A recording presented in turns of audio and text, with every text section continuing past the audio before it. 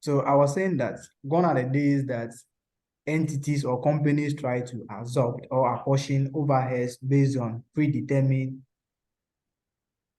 apportion basis, where they will use maybe unit cost, the material produced, they will use the total unit produced, or they use the production unit of all the departments to apportion the overheads that they have incurred, or they use the labor hours or the machine hours. But here is the case that we have inspection cost as an overhead, and you are apportioning inspection cost based on machine hours. How is inspection related to machine? Are you getting arguments? So how is inspection related to machine? No, there's no relationship between them. Inspection should have been maybe the number of workers. We should have apportioned this based on the number of workers inspected or the number of inspections done. We also have something like maybe material handling costs. Material handling costs. And you are saying that you are going to apportion material handling costs based on labor hours. There's no relationship between them. You can see that the material handling cost, what actually caused the material handling cost is not labor hours. You have a cost like maybe repairs and maintenance, and you are saying that you are going to apportion repairs and maintenance based on labor costs. No. What actually causes repairs and maintenance costs is not labor hours. It should have been machine hours. So the activity-based costing, basically what we are doing is that we look at those things that normally bring the overheads, those things that normally causes the overheads, those activities that enable the entity to incur those overheads. We try to apportion the overheads using those bases. That is basically about the activity-based costing. So if you have inspection, what normally will cause inspection costs can be the number of inspections done, the number of employees. If you have medical expenses or medical expenses, the medical expenses is not related to machine hours. It can be maybe number of employees. If you have maybe entertainment, or you have maybe canteen cost or something, canteen cost is not caused by machine hours. It should have been apportioned, or it is normally driven by number of employees. So activity-based costing, just looking at the activities that normally bring the overheads. So we identify the activities that normally bring the overheads, and we are pushing the overheads using those activity levels. That is basically about activity-based costing. That is basically about activity-based costing. So activity-based costing, what we normally do is that we change from a traditional way of absorbing overheads based on a predetermined basis, using production units, using labor hours, using percentage rate. No, we look at what actually is causing this overhead, what actually is bringing this overhead. We look at those things and we try to apportion the overheads based on those units. So we look at some of the advantages of activity-based costing. We look at some of the advantages of activity-based costing. Then we pick a question, then like 2 questions, then we call it a night. All right.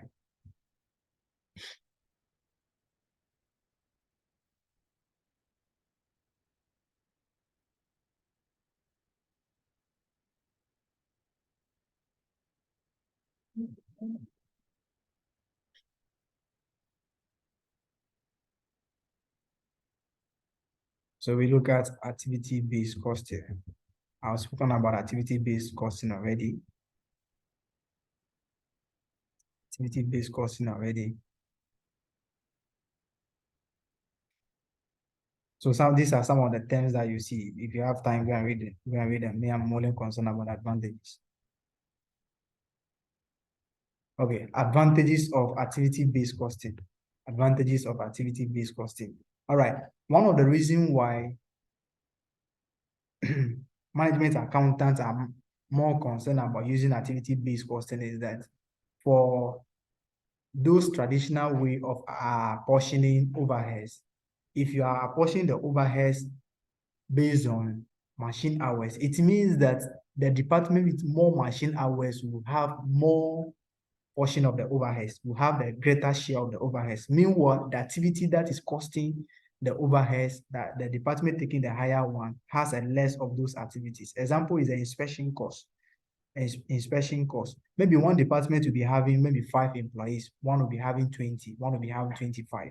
But since the department with the 5 employees is having a higher machine hours, that particular department with the 5 employees is going to take a higher share of the inspection cost than any other company. And in this case, we are trying to overprice the unit relating to that particular department. That is the reason why we want to adopt the issue of ABC, activity-based costing. So the first advantage is that ABC is a more accurate and reliable system of determination of product cost, as it's based on the cause and effect relationship in cost occurrence. So what I said right now is that one department is having 25 employees, one is having 5, one is having 20, and there was an inspection cost. This inspection cost was being apportioned to the department based on machine hours. The department with the 20 has 10,000 machine hours. The one with the 5 has 5,000. The one with 25 has 3,000. You see that the department with the 5,000 is going to have a higher portion of the inspection cost than any of these departments. Meanwhile, what is causing the inspection cost?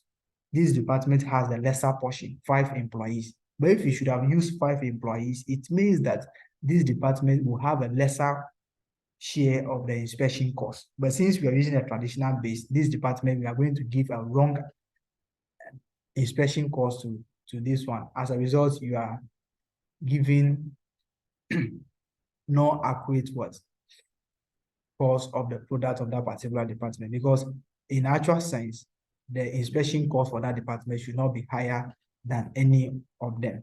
Okay. It helps in overcoming the problem of overcosting and undercosting as a result of which management is able to make more judicious pricing decisions.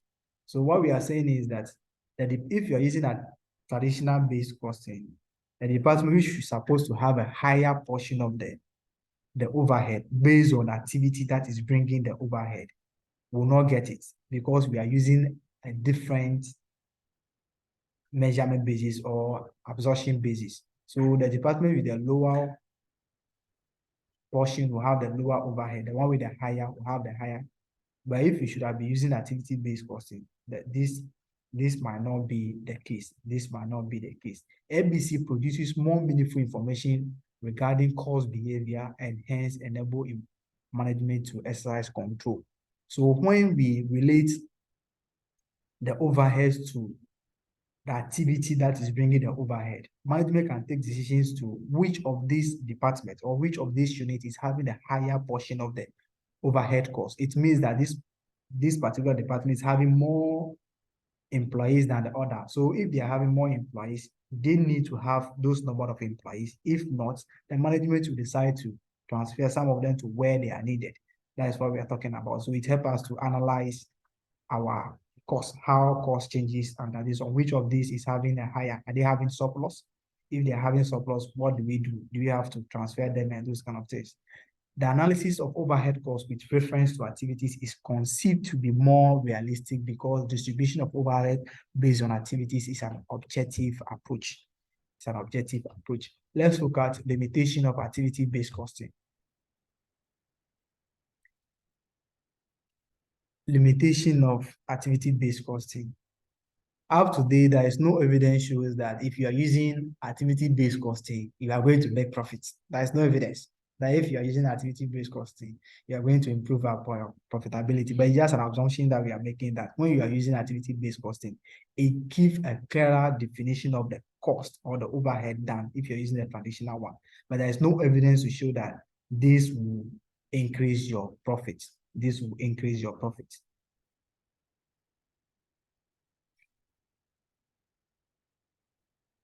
Practical problems such as cost driver selection. You see, sometimes cost driver is what is causing the cost, what is making the entity to incur that cost. As I have said, inspection cost, what might be causing is the number of employees or number of inspection.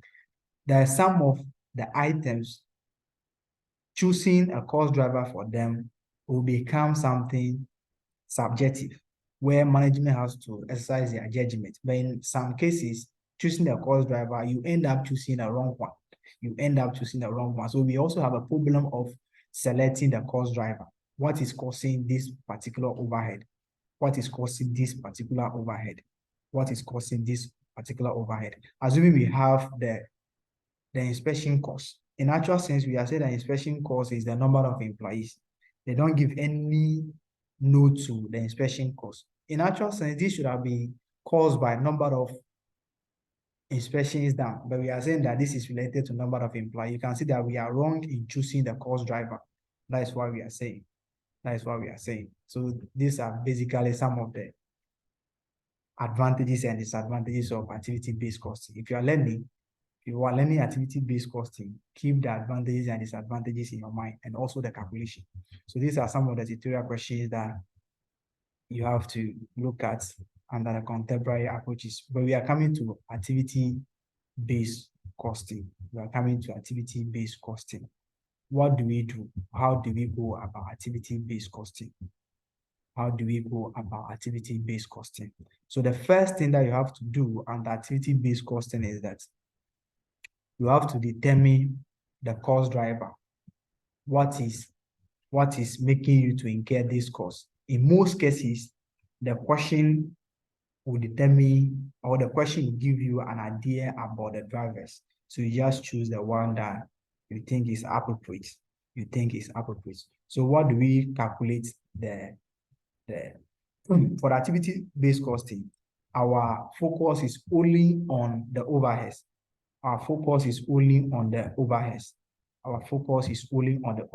The direct material cost, whatever happens, they will still be the same. But it's the overhead. The apportionment of the overhead is our major concern. Can you see my Excel sheet?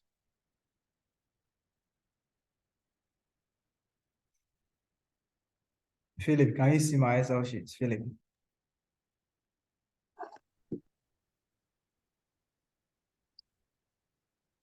Richard, can you see my Excel sheet? I can see very well. Okay. All right. So we can move on. Yes. So for the activity-based costing, the only reason why we are bringing it to bring some kind of clarity in the apportionment of the overhead. So our concern is only in the overhead. So assuming that we have an inspection cost of 20,000. We have an inspection cost of 20,000. That is an inspection cost of 20,000. We have an inspection cost of 20,000. And this is for 2 departments. Or let's assume that it's for 3 departments. Okay. We are saying that this is related to number of employees. So the first department is having 2,000 employees. This is having 3,000 employees. And these people are having 5,000 employees. So we are going to share the 20,000 among the 3 departments. But how are we going to share it? We are going to share it such that Department A will get 2,000 portion of the 20,000. Department B will get 3,000 portion of the 20,000, and Department C will get 5,000 portion of the 20,000. How many parts do we have to share the 20,000? So that Department A will get 2,000, Department B will get 3,000, and Department C will get 5,000. How many portions do you have to sell it? How do you have to share it?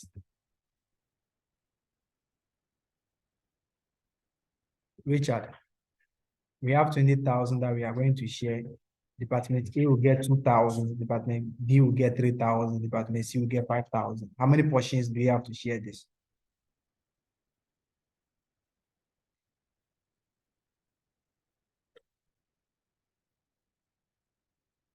All right, let me come again. Richard, you are giving 10 cedi, and they say that Richard should take, your sister should take 3, and you should take 7. How many parts are you going to share this?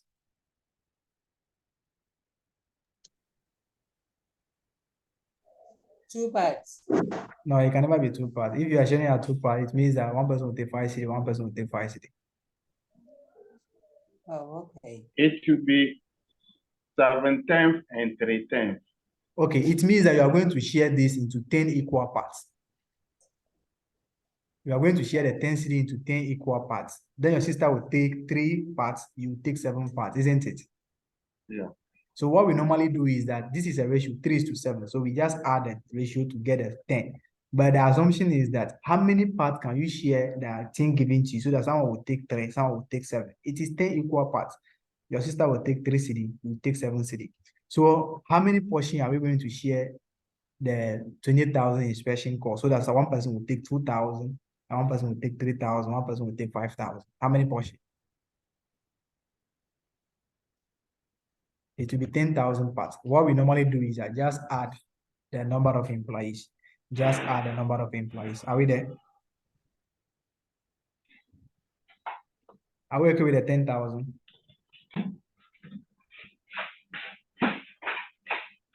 Are we okay with the 10,000? Can we move on?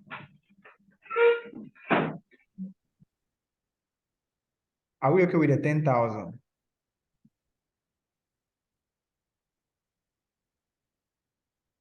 Prima, are we okay with the 10,000? Not really. Is it? I said not really, please. Okay, you see, what we normally do is that, you see, you have 20,000, and they are saying that Department A has 2,000 employees, Department B has 3,000 employees, Department C has what? 5,000 employees. Are you getting it? So how many employees are they having in total?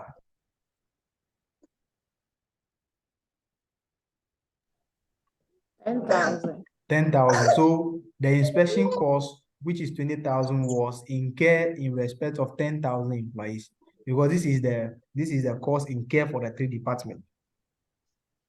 Are you okay now? Yes. So what we are going to do is that what we normally do is that we are going to share the 20,000 among the 3 departments. So the first department will take 2,000 divided by the total number of employees, which is 10,000. Department B will take 3,000 divided by total number of employees, which is what? 10,000. Department C will take 5,000 divided by 10,000, all times the 20,000. How much are we going to be getting? 2,000 over 10,000 times 20,000. What is the value then?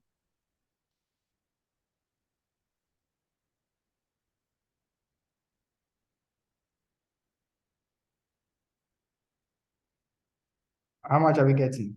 Prima? For Department A. We get 4,000. Department A is how much? 4,000.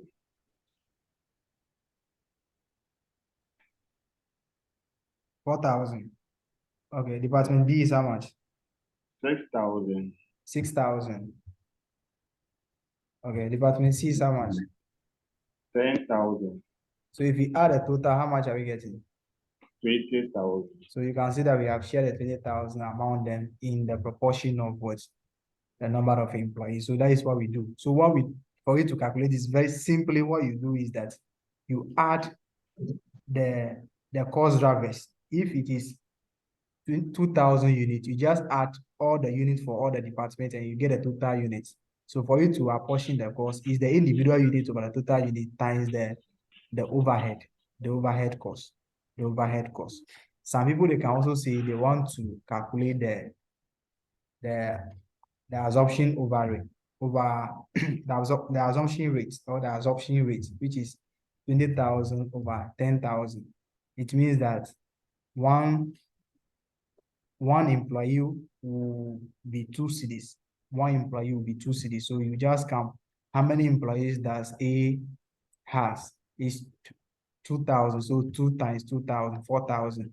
This one is 3,000. 2 times that one is 6,000. This one so 2 times this one is 10,000. But if you don't want to do it like that, you can just find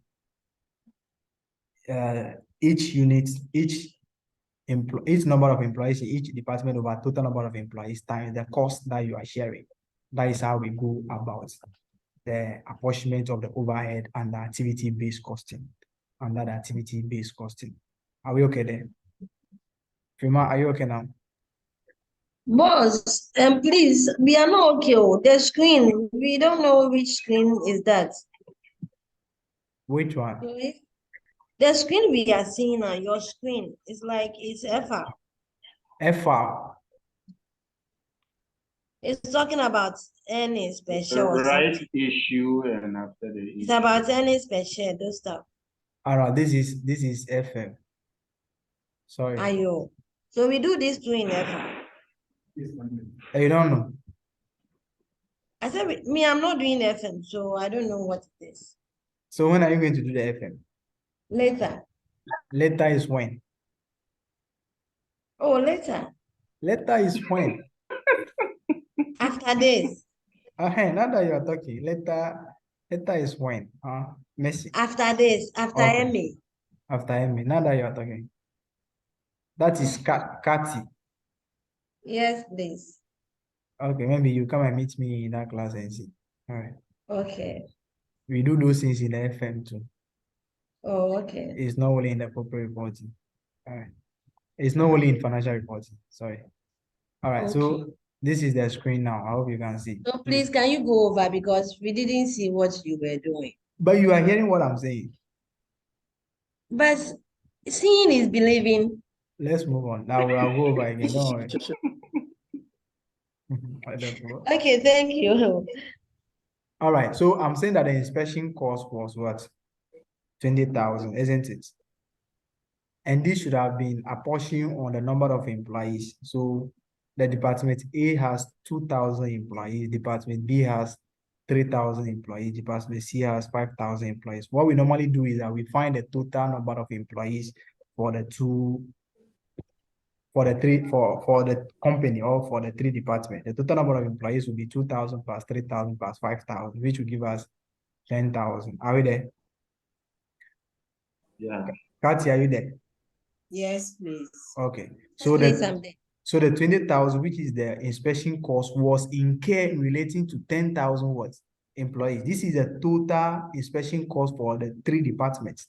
So this was incurred by inspecting what? 10,000 employees. So for you to find out of the 20,000, how much is relating to department A, how much is relating to department B, how much is relating to department C. What we normally do is that we take the individual employees in each department over the total number of the employees, which is 2,000, which is 2,000 over 10,000 over here. Then we multiply it by the cost that we are sharing. So it will be 2,000 over 10,000 times 20,000. You get 4,000. You just take 3,000 over 10,000 times 20,000. You get 6,000. 5,000 over the 10,000, which is a total, times 20,000, you get 10,000. At the end of the day, you see that if you add all of these, you get your what? 20,000. And I'm also saying that another way of doing this is that you just find your absorption rate. So for every employee that they are going to inspect, how much are they going to incur? So cost per employee. So what you do is that you just take the total overhead over the total number of employees, which is 20,000 over 10,000. So it means that it will be 2 cedi per every employee that they are going to inspect. So how many employees are being inspected in department A? It is 2,000. So if one employee is 2,000, so 2,000 employees will be what? 4,000, which is 2 times 2,000, you get 4,000. If you come here 2 times 3,000, you get 6,000. 2 times 5,000, you get 10,000. So we have 2 ways of doing it. 2 ways of doing it. Anyone that you like, you go by it. Kati, are you okay? Yeah, I'm okay. So basically, this is how we are pushing the cost. The first thing that you have to do is to determine the cost driver. What is causing that overhead? Our focus is only on the overhead. For the direct cost, we don't do anything about that because those costs is not a portion. You have to incur it when you want to produce. So we don't do anything about the direct cost. We don't apportion the direct cost. We only apportion the overheads, the indirect cost, using the appropriate cost drivers. What is causing the cost? What is making the cost to be incurred? So this is basically how we go about it. So we pick a question, then we see how we can go about that. We pick a question, then we see how we can go Please, about it. did you say we only are pushing the overheads and not the direct costs? No, we don't do anything to the direct cost. The direct cost will still be the same. But overheads is we using what is costing the overhead to apportion the overheads to the department. Oh, okay, fiscal. Okay. Are we there? Yes, please. All right. So let's pick a question. Then we look at how we go about that. Okay. There was some question on, okay, let's look at question 5. That was an ICA question so that you have a feel of how they used to say the questions. Okay. So question 5, who is reading for us?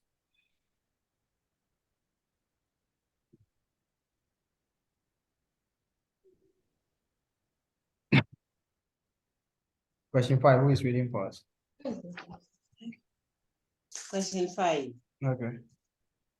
The details of a unit cost of production X, Y, and Z have been provided below. So product X, Y, and Z. Demand into bracket unit. X, we have 1,200. Y, 2,800. Z, we have 3,000. Direct materials used for X is 70. For Y is 55. For Z is 40. Direct labor for X is 65. For Y is 60. For Z is 38. Variable overheads for X is 11. For Y is 8. For Z is 7. Fixed overheads, X is 32. Y is 24. Z is 20. Additional information. The fixed overheads were absorbed at the rate of 8 per machine hour. The budgeted fixed overhead of $165,600 can be analyzed into the following cost pools with their respective percentages agreed for apportionment. Okay. Cost pool. Okay. Okay. So okay, you can let's read all the full question. All right. Cost pool. Batch percentage 20. Machinery 45, customer service 25, deliveries 10%. Then we go down. The following also relates to the activities of the company. Unit in a batch, X is 120, Y 140. Okay, should I stop? No, continue. Y 140, Z 200. Quantities 100. For X, Y 280, Z 250. Number of customers for X is 50. For Y is 180. For Z is 220 required. Calculate the activity rates per batch. Machine R, customer service and delivery. B, calculate the total cost of a unit of product X. Okay. Thank you. Okay, that's all. Okay. Okay. That's nice. So you can see that they have given us information about the product of a particular company, which is product X, Y, and Z. They have given us the units. They have given us the direct material. They have given us direct labor per unit, variable overheads per unit, fixed overheads per unit. But they are saying that the fixed overheads were absorbed at the rate of 8% per machine hour. So it means that they multiply a certain machine hour by 8 and get 32 as a currency sign, isn't it? Is that the meaning? Yes. The 32 over here is the cost for the fixed overhead. So it means that they multiply a certain number of hours by 8 and get 32. So how many hours is that?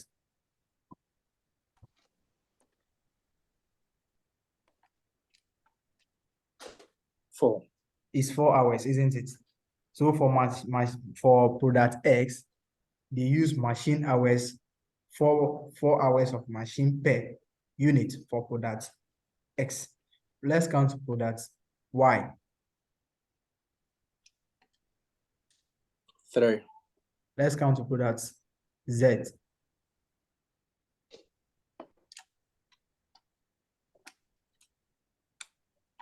2.5.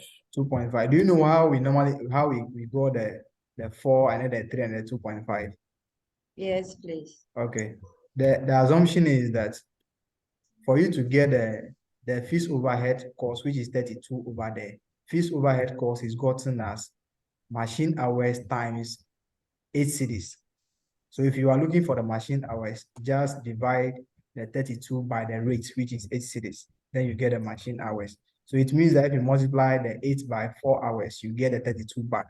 If you multiply the 8 by 3, you get the 24 back. If you multiply that one by 2.5 by 8, you get the 20 back. That is basically how we got those ones. So you have to take note of that the machine hours per each unit of X is 4.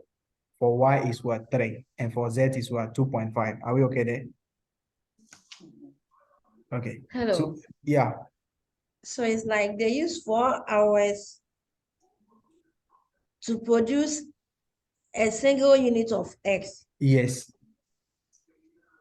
based on the fixed overhead. yes. It means that they use 4 machine hours to produce a single unit of X, Okay. and it's 3 hours to produce a single unit of what? Why? And also 2.5 hours to produce a single unit of what? Z. Are we there? Yes. All right. please. So the question is saying that we should calculate what? Calculate the activity rate per batch, machine hour, customer service, and delivery. So let's come here. What are the fixed overhead costs given to us? We have batch, isn't it? We have machinery, we have customer service, and we have deliveries. What are some of the activities? What is the cost driver for batch? What will make the company to incur costs on batch? It will be the number of badges, isn't it? It will be the number of badges, isn't it? The units in a batch. No, it will be number of badges, not units in a batch. You use number of badges. Yeah. No, number of badges produced. So one badge. Yeah. So one badge is what? 120, isn't it? For Why unit 120? one batch for unit X. If you are producing a batch, one batch is 120. There's a unit in a batch, So if you want to produce in batch, you produce 120 for one batch under X units in a batch. Are we okay? Yes, please. Okay, so how many badges are you going to have for unit X? What is the total number of what was the total? Okay, let me just get this one. Let me get a unit here. Let me get a unit. So unit A, product X. Product X is what? Product Y and product Z. How many units are we producing for product X? What is the total What? units produced? 1,200, isn't it? 120. It's 1,200. The total unit is 1,200. Okay. And the demand. Yes. Okay. That one is 2,800, isn't it? Yes. The last one is 3,000. Yes. But how many units are we producing in a batch? 120. So if you are producing 1,200, how many badges are we going to have? Okay. 100. That will be 100 badges. Okay. Yeah. Are you getting what we are doing? Yes, please. Okay. So for that badge is 140, isn't it? The other one is 140 in a batch. And 100 or 10. and that one is 200. So how many badges are we going to have from 120? If 120 is in a batch, 1,200 will be how many badges? 100. It will be 100 badges, isn't it? Yes. Okay. No, it will be It 10. will be 10. It will be 10. 10. Okay. 10. Sorry, 10. It's 10, eh? Yes. 1,000 to divide by 120. We'll give Okay. it 10. For 2,800 units, a badge is 140. How many badges will take the total? If one badge is taking 140, 20. 20. it will be 20 badges, isn't it? Yes. Please. Okay. Are you following? Yes. What please. about a 3,000? How many badges are we going to have? 15. 15 badges. So what is the total number of badges that we are going to have for all the units? 10 40, plus so 55 or 45 It will be 45 what? badges. Badges. So we are Badges. going, so the badge cost will be apportioned based on number of badges. Number of badges. So what is the badge cost? The badge cost is 20% of the what? The fixed overheads, isn't it? Yeah, yeah. So what is the fixed overhead cost over here? 165. 1265. So if you find 20%, that will give you what? Oh, this thing You there. get 33,120. So cost per badge is equal to cost per Third badge. 120. Okay, let me do it. Cost per badge is equal to 33 what? 120. 120. 33 120 divided by number of badges. Total number of badges is what? 10. 45. 45. We are looking for cost per badge, so we use the total. Okay, yeah. You So get the rate first. what will be the I answer? beg.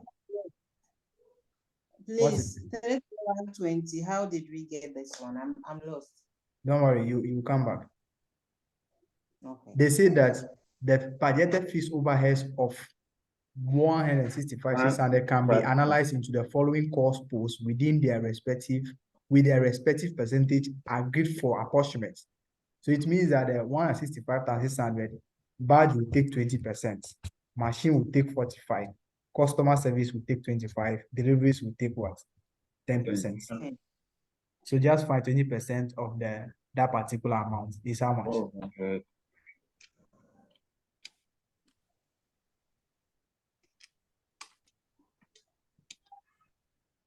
So cost per badge is how much?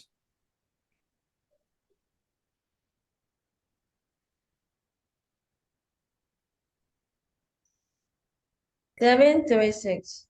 736. Yeah. 736. Yes, please. Okay. So we are okay with the cost per batch. 736 cost per batch. 736. So per batch. Are we okay? Can we move on? Yes.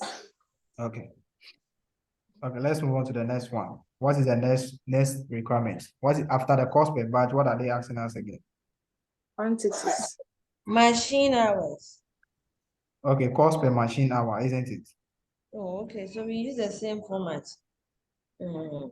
Yeah, so we have to know the total cost incurred for machine. Machine is taking 45%, isn't it? Yes. But the first thing that we have to know is that we have to know the total machine hours for all the three products. So we count to machine hours. Machine hours. So for units, let's count to machine hours. Let's count to machine hours. So let's count to product X. How many machine hours are being used for product X per unit? Per unit is what? 4. 4. It's 4 hours, isn't it? Yes. This is 3, Yeah. and this is what? 4. 2.5. How many units did we produce? For which one? For product X. What was the unit produced? The unit produced is the demand. That's 3,000. 1,002. 1,002. Okay, 1,002, yeah. For product Y is what? 2,800. And this one is what? 3,000. 3,000. Yes. Yeah. So if you are using 4 hours for 1 unit, how many hours will be used for 1,002? You multiply. And that will give us what? We use more. 4,800 for this one. Am I correct? 48. Yeah. Yes. So 3,000 times 3 times 2,800 is how much? Is it 84? 4,800. 8,400. 8,400. They are all in hours, so take notes. 2.5 times this one is 7,000. Am I correct? Yes. 7,500. It's 7,500. Yes. Okay. I'm coming. Yes, it's 7.5. Okay, I'm coming. All right, 7,500. So what will be the total machine hours?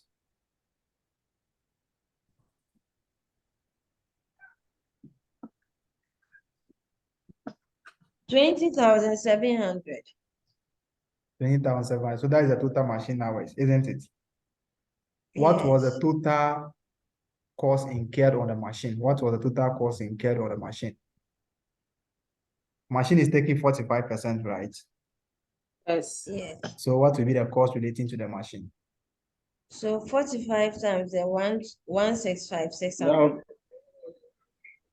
it will be 74,520. Okay, so cost per machine. 74,520. Okay, cost per machine hour now will be what? What will be the cost per machine hour? How do you calculate the cost per machine hour?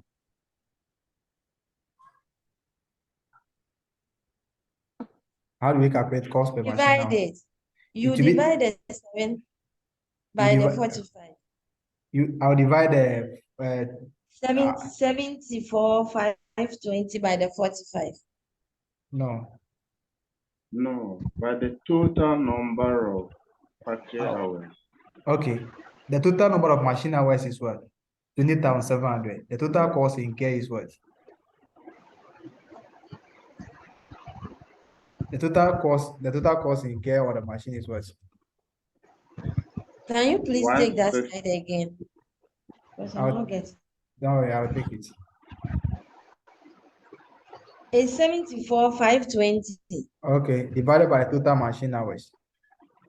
Which So the is total machine hours- 20,700. Yes, it's 20,700. Are we there? No, I'm not getting the 20,700.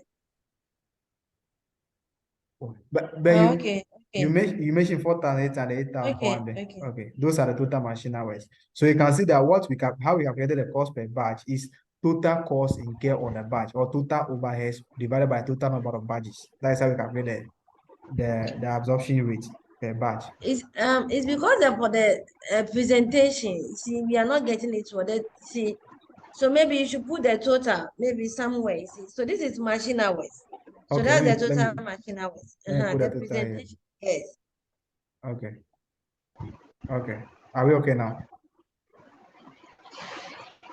Well, Okay. I asked a question earlier. You said I'll get it, and I've not gotten it, and I'm now following. I'm watching like.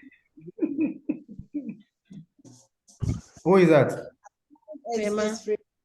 I asked how we got the 1-3 something up there. You said 1-3. I should get it, and I've been watching like video. I I said think under the batch. Yes, this side 33120. oh, then I said that you get it. No, that is not me. Yes. That is not me. That is what I think. No, that is not me. That is not me, la. All right. So what we are, Frima, you there? Oh, but I've explained that one, or Frima, you are not there. Okay, don't worry. I have that time. I will still explain again. You see? No, I'm here, pal. You did not explain for me, so I've been watching, following. Okay. But I'm not getting. Don't worry. The question says that the second point says that the budgeted fixed overheads of 165,600 can be analyzed into the following cost posts with their respective percentages agreed for apportionment. So it means that the 165,000 over here has been apportioned in these percentages. So Badge will take 20% of this one.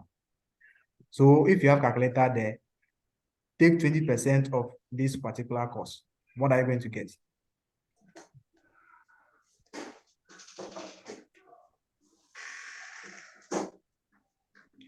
Okay, I got 33120.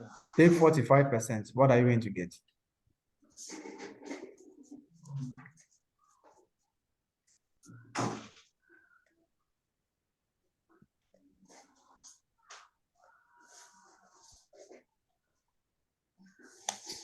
$7 for 520. So that is the cost for the machine. Okay. So the 7 what? 7 for 520. 520. That is the cost. That is the total cost, total overhead relating to the machine. So if you want to find the cost per machine, is the total cost incurred on the machine divided by total number of machine hours used for the total company, or for the 3 units. So the total number of hours used is the 20,700 that we have gotten, isn't it? Okay. So what will be the answer now?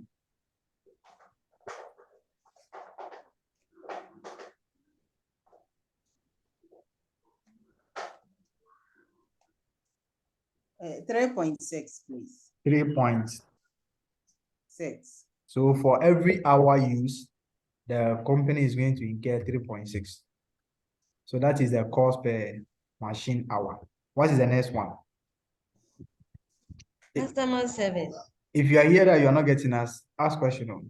Activity-based cost is one of the areas that they find interesting to ask question on. It has come twice already. All right. Customer service. So so you can see that for badge, we are going to use number of badges. For machinery, we are going to use number of machine hours used. For customer service, what are we going to use? What are we going to use for the customer service? Number of customers. So what is the total number of customers for the company?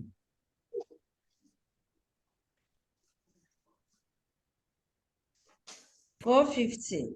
450. So let's count the number of customers. Number of customers. Number of customers. So let's count to material. X is having how many? X is having 50. Okay. I'm coming in. X is having 50. Y is having how many? 180. 180. And Z is having how many? 220. 220. So what will be the total now? 450. 450. So what is the total cost incurred on the customer service? What is the total cost incurred? 41,400. How did we get the 41,400? 25% That is the of the 25% of the total 160. fixed overhead. Okay, so how do we calculate the cost per customer service? How do we calculate it? So you use divided by the total number of customers. Cost per customer service. Okay, let me make it like this. So it will be the total cost incurred on customer service divided by total number of customers, isn't it? Yeah. Yes. Okay, Yes. total number of total cost over total number of cost. I hope we are now following. Yes, please. Okay. Yes. Okay. Since we are following, let's all move on. I'll also be following people. So the cost is how much? 1 4 something. 1,4. Oh, 4 1 40. 4 41,400 divided by 450, you get 92 92. Okay. per customer service. It will give us 92 Ghana cedis per customer service, isn't it? Yes. Yeah. Okay, 92. Okay. Let's move on. So what is the last one? Delivery. Delivery. So delivery, what are we going to use? What quantity are we, what cost driver are we going to use? 10% of the listen. 165. And what will be this thing? What are we going to use to apportion it? The hours. No, deliveries. Delivery has to do with what? Number of deliveries.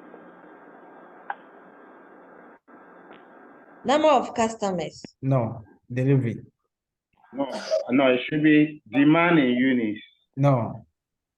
Number of The thing is even here, the following also relate to the activities of the company. Unit in batch, quantities, number of customers. So you are going to use the quantities. The quantity delivered. The quantity delivered. Are you getting it? yes. Okay. Please, can you explain again? They say the following also relate to the activities of the cost of the company. So we have the number of units in batch. So we know that batch will be what? Will be apportioned using number of badges. Machinery will be in number of machine hours used. Customer service will be number of customers. But the deliveries, since you are giving quantities, we use quantities for the delivery. That is the quantities delivered. Quantities delivered. So product X, they deliver 100 quantity. product Y, they deliver 280 quantity. So we assume that the delivery cost is based on the quantity that you deliver, not the one that you produce. You can produce, but you will not sell, you not deliver. Are you getting it? Sir, Okay. but they put it demand. It should be what? So I said they put at the top there as demand in units. Demand means They that is what you are producing. Not that is rather what you what are producing. customers are asking for. That is what that is what customers are asking for. Exactly, the demand. They are Okay. demanding for this quantity. And what is the assurance that you have delivered all the 1,002 to them? This confusion. That's an assumption. Yes, since the question has given you quantities, use quantity. That assumption will only be appropriate when you are not giving any information on the delivery. You can see that they haven't given us machine hours over here. The following also relate to the activities of the company. You can see that in this one, they haven't given us machine hours because they know that we can use the information at the top to know the machine hours ourselves. Are you getting But it? you see, Yeah. they could have even said that they could have used the quantity at the top. No. They don't do the quantity at the top. You see, the activity drivers will always be additional information to the question. So the delivery is not you are producing 1,002, so you are going to deliver all the 1,002. The question is telling you that okay, that is what customers want, but this is the unit that you have delivered. And since you deliver those units, that is the cost that you incur. So you deliver 100 quantities for product X, 280 for quantity Y, and 250 for what? Z. You can only incur a cost when you deliver. So it's not that you produce and you are going to deliver all. No, there is nothing showing that you have delivered or you have sold all the 1,002 for them. You have sold all the, yeah. Let me come from this angle. Okay. If, for instance, unit product X, we suppose we delivered 100 units. Okay. Let's consider this, that in a batch, we have 120. So it implies less than a batch that has been delivered. No. You see, in a batch, the batch is not even talking about delivery. It can be like we are producing in a batch. 100 units are contained in a batch. 120 are contained in a batch. That is the production process, not in the process of delivery. Okay. Yeah, that is the units, the actual or final product contained in a batch. Okay. So now if we are delivering 100 units, it implies that 100 units is not even up to one batch. Yes, it means that is the quantity that you are able to deliver. You have all the things over there, but that is the quantity that people have demanded at this time. So you have delivered only 100. Doesn't mean that you should deliver a batch. You can only deliver a batch when people want the batch. Are you getting the argument? So the assumption is that unless you don't have the quantities, then you can use the assumption that, okay, you are going to use the unit, which is the demand. That means you assume that they have delivered all those ones. But the question is giving you that for every delivery for product X, we deliver 100. Product Y, we deliver 280. So we use the quantities to apportion the delivery. Don't go and do your own thing. Always they will give you the cost drivers. Then you have to know which of them will go to this particular one, which of them. Yeah. Are we okay there? Yeah. Okay. So which one is the cost drivers? Is it the batch, machine, customer service, and the delivery? Those are the cost pool. So the cost that you incur, you put them in a group. So if you put it in the group, that is what we call the cost pool. That the activities that we are going to use to apportion the cost, all the items in the cost pool is what we call the cost drivers. Those things that are the things causing the cost. They are making the entity to incur the cost. So if there's no customers, there won't be any issue about customer service. So it's the number of customers that is driving. So if the number of customers increases, it means that the customer service cost will also increase. That is why we see they are the cost drivers. Thank you. Okay. So in the exam, if they ask you differentiate between cost driver and cost pool is only if It's simply if you put all the overheads in a group, you group them together, then you have a cost pool. You have a group of costs, that is the cost pool. But the cost drivers are the things that is costing or that is bringing the cost. Prima, can we move on? All right, so let's come to the, what is this one? Okay, cost per delivery, right?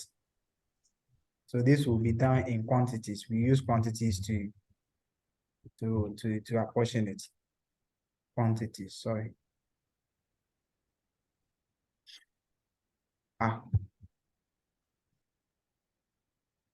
Quantities. Okay. So product X, product Y, product Z in total. So what is the quantities for product X? 100. 100. What is the for Y? 280. 280. 280. For Z is what? Z is what? 250. 250. Total is what? 630. 630. 630. So what is the total cost incurred on delivery? 10% of the 165,600. And that will give us how much? 165. 16. 560. Okay. Okay, so this will give us 16560 divided by 630. Am I right? divided by 630. Yeah, exactly. And what will give us the answer? What will be the answer there? 6.3.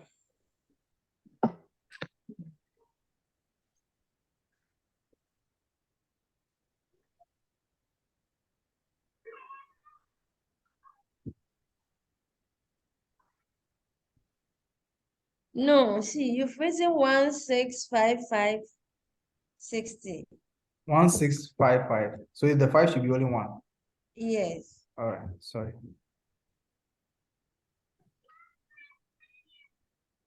Okay. So what will be the answer? 26.3. 25. 26.3. 27.3. 6.3. I can come again. 26.3. 26.3. All right. So we are done with this. Someone should confirm it. It's confirmed. Okay. Okay, so that we are done with this one. We come to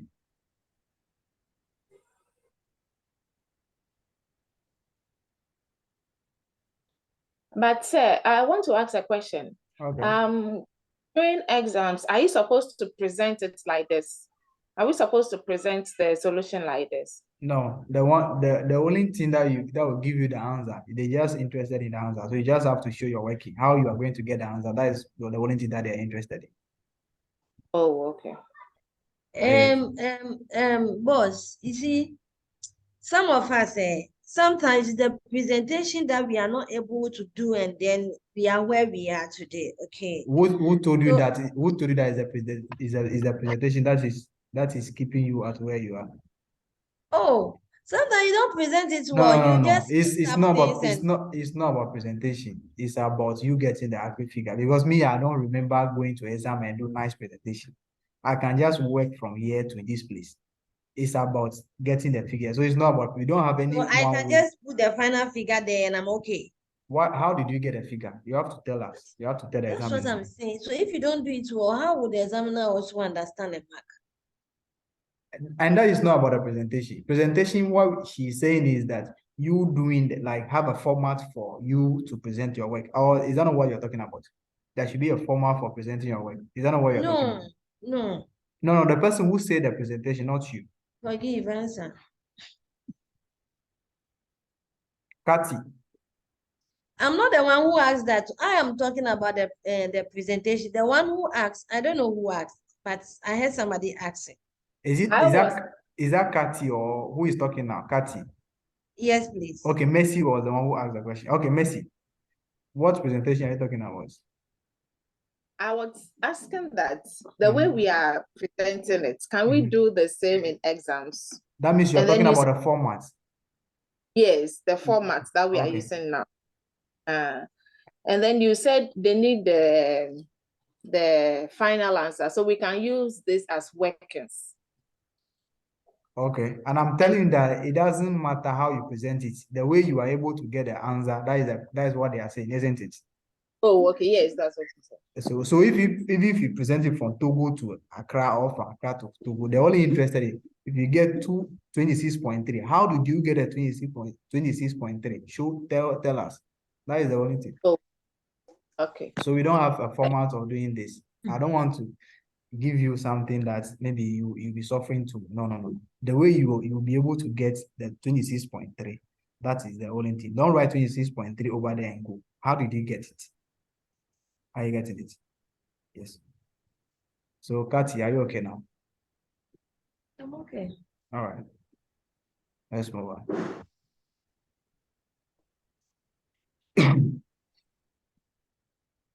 Okay, so we are done with the first part.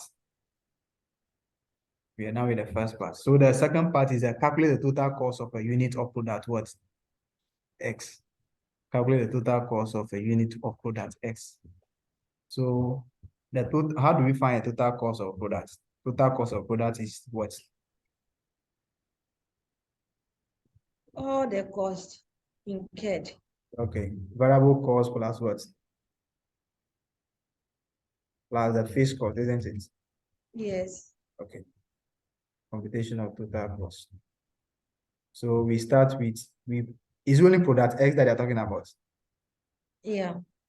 Should we do it for all the products or we should do it for only one? Okay, let's do it for one. If you know how to do it for one, we know you can be able to do it for all. Okay. Computation of total cost of product X. That's X. So the first cost that we are going to have is the what?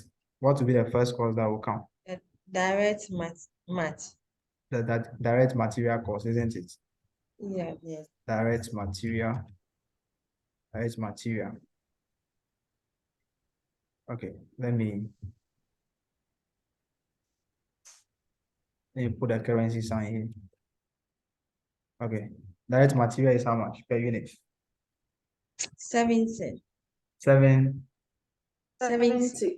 Okay, 70, right? All right. Yeah. What next? Direct labor. Labor. Okay. Direct labor is how much? 65. 65. 65 or 55? 65. 65. Okay.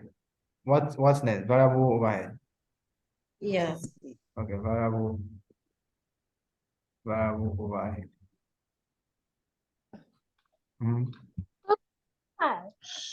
It's how much?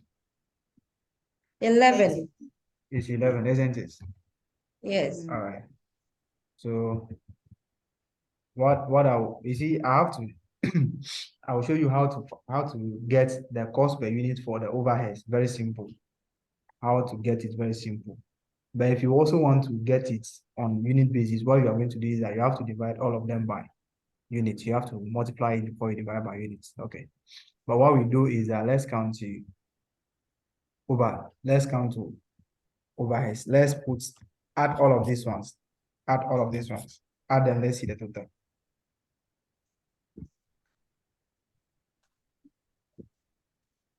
$146. 146. Yes. Total variable cost. It's 146, right? Yes. Yes. Okay. Is it also variable cost? Total variable cost. Okay. Then we Okay. have the fixed cost. Let's count the overheads or the fixed cost. All right. The overheads, what we are going to do is that we find them on total basis before we divide it by the units, the unit for product X. Or I will show you another one how you can do it. The first overhead is what? Is batch. Is batch, right? Yes. Okay. What is the cost per batch? What is the cost per batch?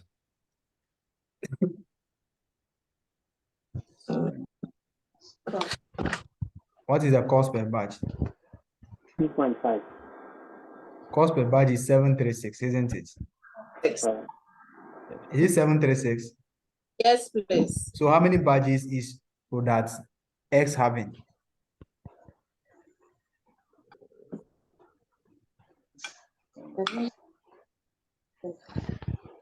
How many badges is product X having? 120. Oh, I think we have 10 badges. It's 10 badges. So what will be the total cost for the badge? Yes. What will be the total cost for the badge for product X? Is 736 per badge, and product X is having 10 badges. So what will be the total cost? 736. It will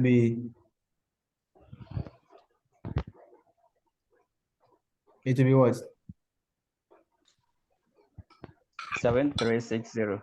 7360. So this will give us 7360. please, can you explain it? Why are we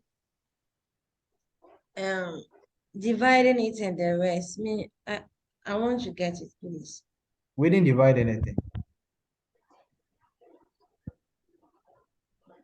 After getting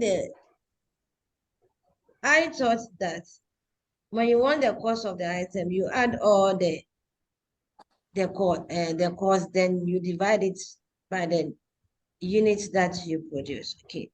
So you added a direct material, direct labor, variable overheads, and I thought you were coming to add a fixed overhead, but you say you are doing something, and that is what I don't get it. So let me understand that one, please.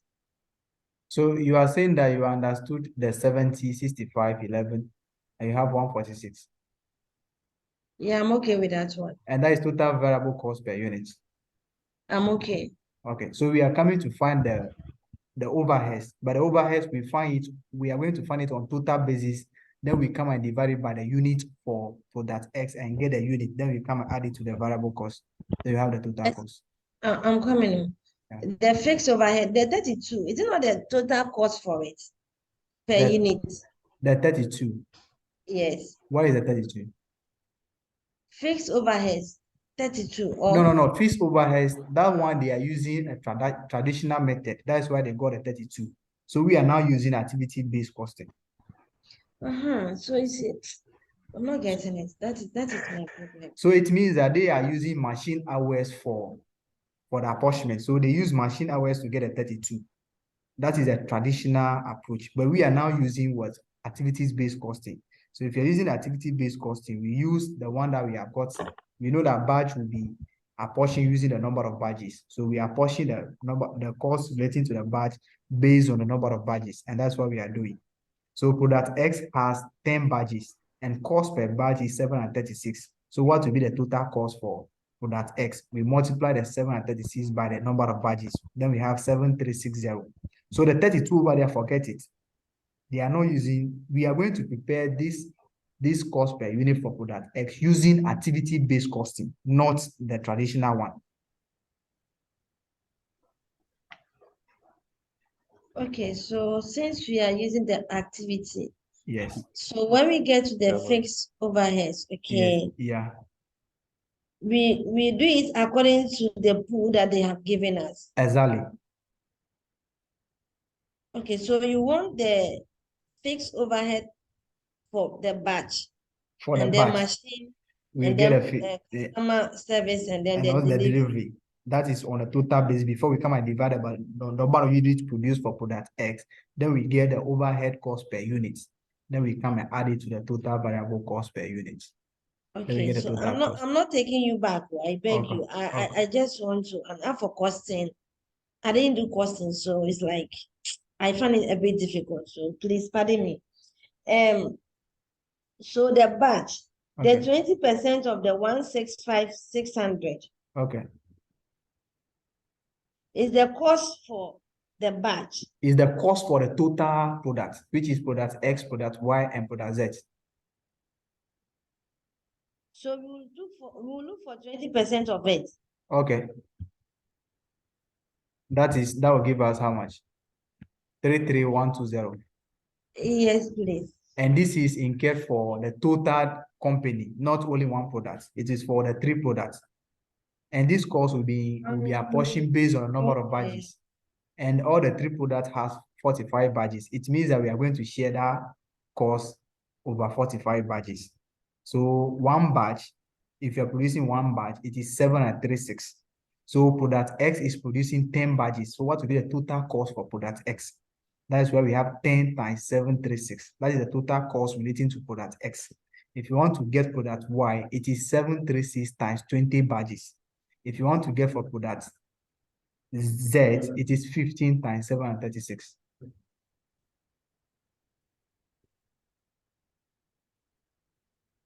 I'm still listening, Okati. It will be well. Don't worry. Continue. Okay. All right. So I can move on. Yeah. The 32 over there, they use traditional approach, traditional based costing to get that one. Forget about that one.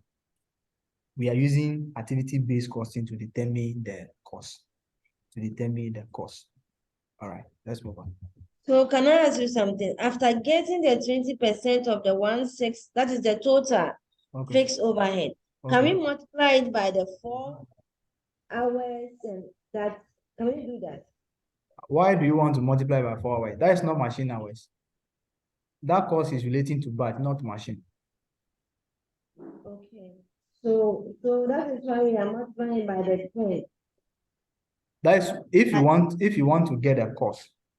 If you want to get a cost for product X on total basis, you should have just go ahead 10 over 45 times the cost. And you do 20 over 45 times the cost, 15 over 45 times the cost. Then you get your cost direct. But this one, the question asks us to find cost per batch. That is where we have the total cost incurred for the batch divided by the number of batches for the total products, for the 3 products. That's how can we got the cost per. I'm sure you are the one who mentioned the cost per batch for me, oh? Yes. Okay, so they are saying that for every batch that you are going to produce is 736, isn't it? Yes. So product X, we are producing 10 batches. So what will be the total cost for product X? If 736 is per batch, and we are producing 10 batches, You multiply it by 10. and you get how much? 7360. So let's count to the cost for product Y. How much are we going to get? What will be the cost for them in terms of batch?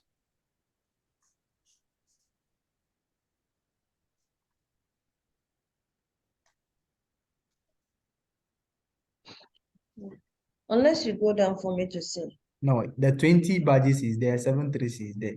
One badge is 736. So you multiply the other one to by 20. And I'm waiting for the answer. Is how much? Yes, hold on. Okay. 14,720. 14,720. Products Y will give us how much? What will be the cost for the batch?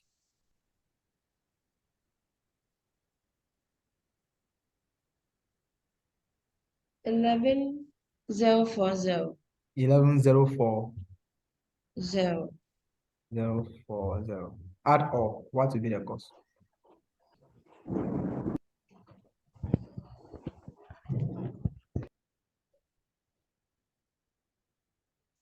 $33,100. 33,120. 100. Supposed to be 33,120. Okay, someone should confirm.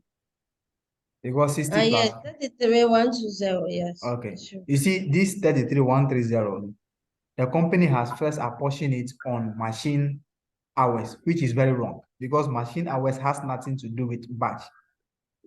Are you getting it? So for the activity-based costing right now, we have to come and apportion these overheads using the appropriate cost drivers. That's why we are using the batch. So for the 33,120, product X is taking 736, product Y is taking this, product Z is taking this. So the 33,120 is what? Is it badges? It is for badges. It's for the cost that they incur on the badge, which is a 20% of the fixed overhead that you have calculated.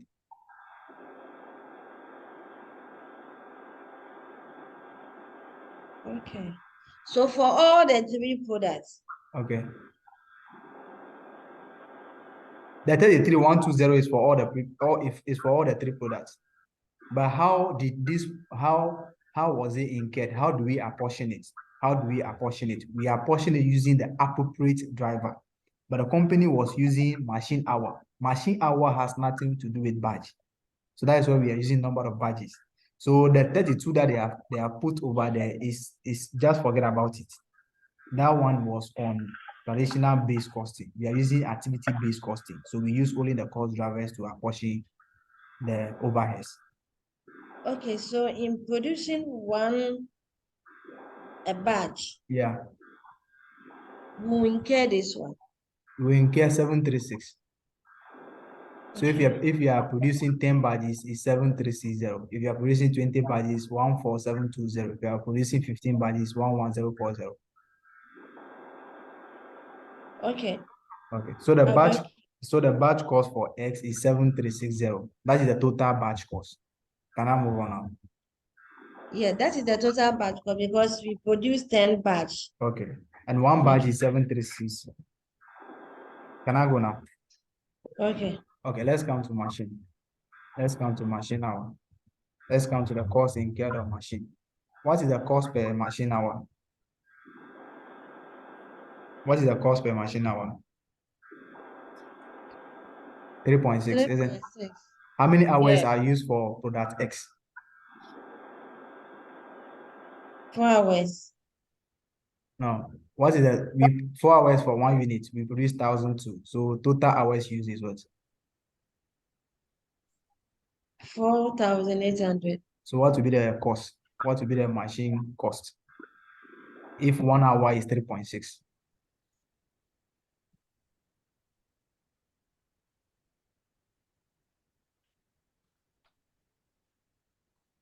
That's in I'm waiting.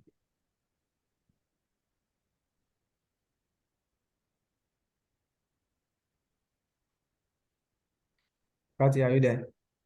17,280.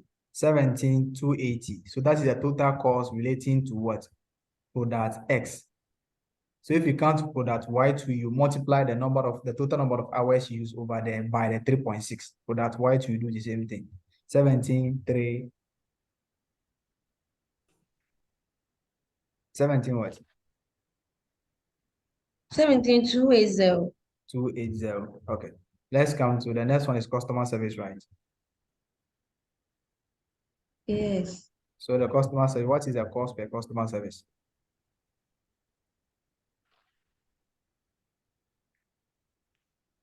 What is the cost per customer service? 92. Is it 92? Yes. How many customers are for product X? 50. So what will be the total cost for customer service for product X?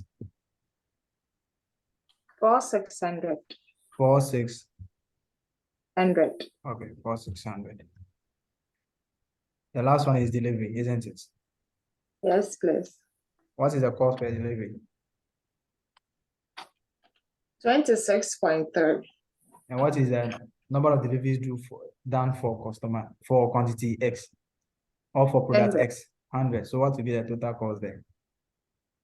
26.3. 2,630. Okay, so what will be the total overhead cost for? What will be the total overhead cost for? Total overhead cost for product X.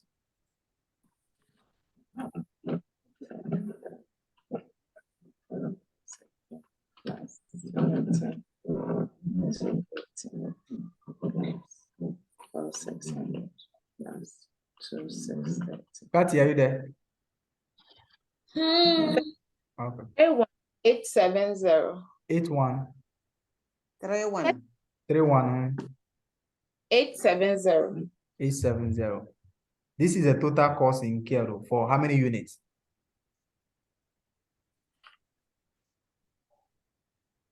For how many units? 1,002. 1,002. So the cost per unit will give us how much?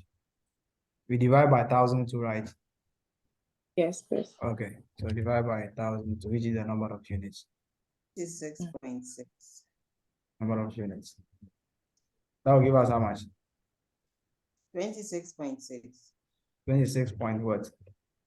6. 6. So this is the overhead cost per unit. So if you want to find the total cost per unit, how do we do it? Total cost per unit, we add a variable cost to it, isn't it?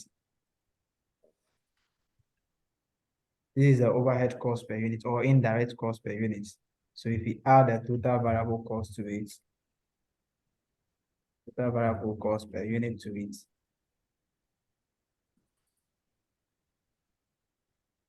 which is 146. 146. What will be the answer? 172.6. 172.6. So this is the total unit cost. Total unit cost per product X. Oh. Okay. I wanted to show you how to do it in another way. Okay.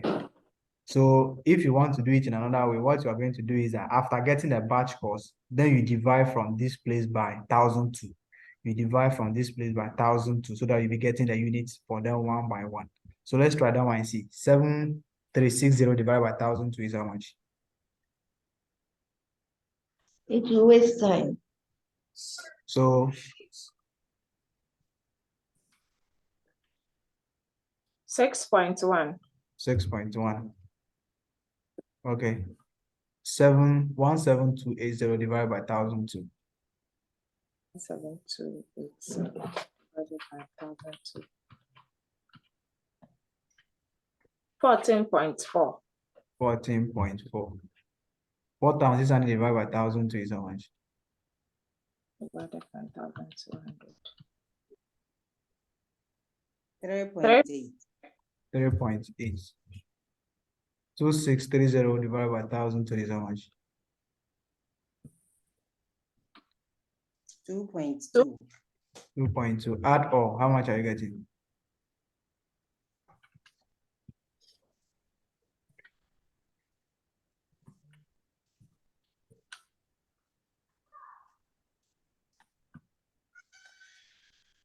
Twenty-six. 26.5. 5. Is 0.5. Eh? Yes, Okay. please. Have you approximated any of the figures? Yes, we have. Okay, that is why we didn't get a 26.6. Okay. All right. So you can decide to do it on total basis, then you get a total overhead before you divide by the number of units, or as you are doing it, you'll be dividing each of them by 1,000 or the number of units, then you find a unit before you add it to the total variable cost. Are we okay? Yeah. All right, so that is what they are asking us to do. Let's move on to another question. Wow. Okay.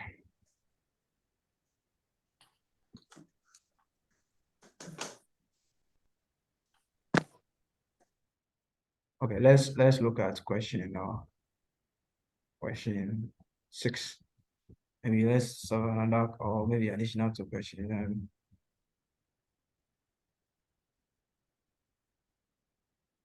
This one is what are you? Okay, or should I just okay, what will happen is that the B part, we won't do the B part. Let's just do the A part. Okay. Because the B parts, you have to do something that we call long-term investments. Investment appraisal probability, which you call the expected returns. You have to know how to go about the probability. So let's just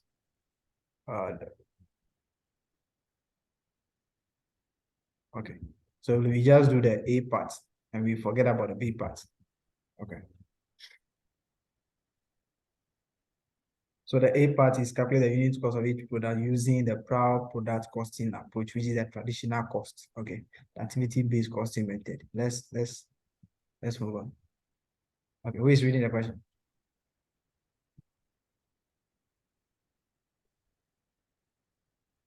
Who is reading the question? Framer.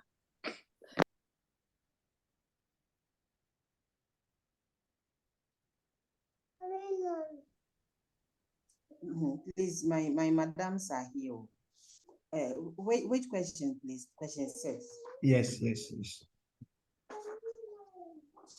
Let me finish class. I'll be through. Okay. Or if the small boys or the small girls are worrying you, someone can just take over.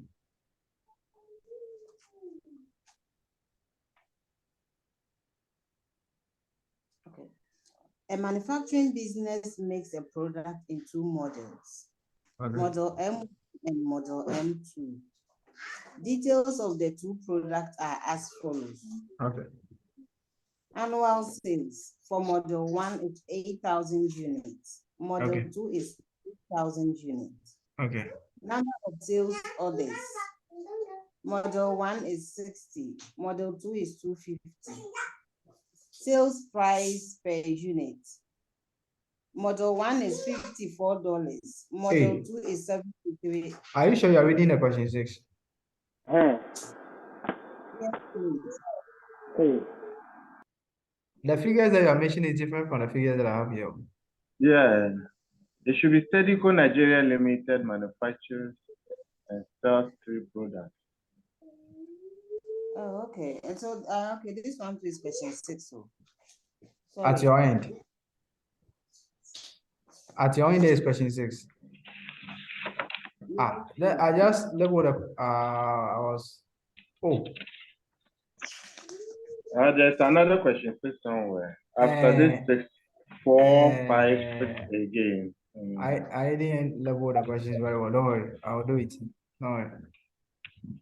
It should be set. Okay, it should be that one, the Steadico one. Okay. Okay. Then I have to look for it. It is after the question that we solved right now. Okay. All right. Steadico Nigeria Limited manufactures and sells 3 products, Okay. Alpha, Beta, and Gamma. Okay. For some time now, the company has been concerned about its cost allocation system and has been searching for a more efficient way of cost allocation. The company recently employed a management accountant who informed the management that activity-based costing is a more efficient cost allocation system, which will also lead to improvement in cost accuracy and reduction. The management accountant discovered that the company has direct materials, direct labor, and fixed indirect cost pools, which represent 5 activity areas. The Proud Product Costing System uses the 2 direct cost categories and a single indirect cost pool. Overheads are allocated using direct labor hours. The following information is provided for the next period. Okay, so we have the product, Alpha, Beta, Gamma, and the total. Production and sales unit for Alpha is 20,000, Beta is 12,500, Gamma is 5,000. Direct material cost for Alpha is $250, for Beta is $200, for Gamma is $120, and the total is there. Okay. Direct labor hours, 10 for Alpha, 8 for Beta, 4 for Gamma. Machine hours, 5 for Alpha, 6 for Beta, 5 for Gamma. Okay. Number of production runs, 5 for Alpha, 10 for Beta, 25 for Gamma. They have the totals also there. Number of components receipts, 15 for Alpha, 25 for Beta, 120 for Gamma. Number of production orders, 15 for Alpha, 10 for Beta, 25 for Gamma, and the total is 50. Now, direct labor is paid at $100 per hour. Overhead costs in the period are expected to be as follows. Then we have the setup is $1,400,000. The cost driver is production run. Okay. We have the machine, 9 million machine hours. Goods inwards is 2.8 million. The driver is component receipt. Packaging, 2 million. The driver is production orders. Engineering, 1.8 million. They are all in dollars. The driver is production orders. Then we have the total. Also, the company is considering the pricing of the 3 products because sales Don't read prices that part. have Don't read that part. Come to the requirement. required.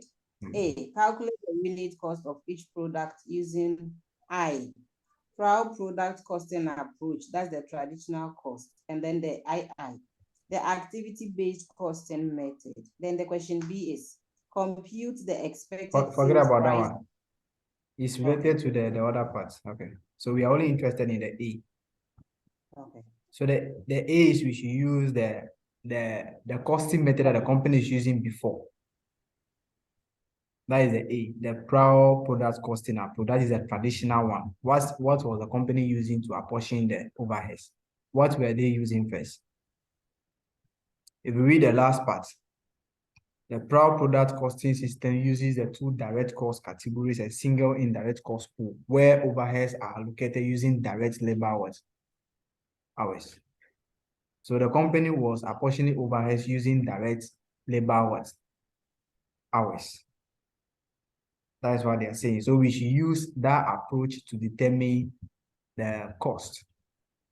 The cost first, that is the first one. The second one is we should come and use activity-based costing. So calculate the unit of each product using the traditional cost, which is apportioning overheads using labor hours. The activity-based costing method. So the first question is we have to come and find the total labor hours. This one, the question was so nice to us and get the total labor hours for us. You can see that they have given you the total labor hours already. 320,000, isn't it?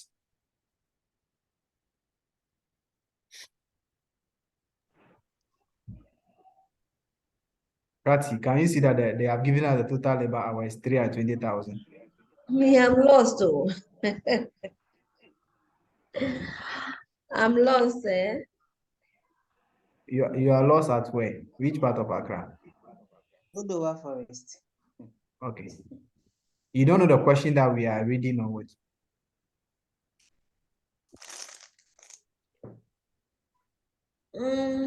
Question 6, am I right?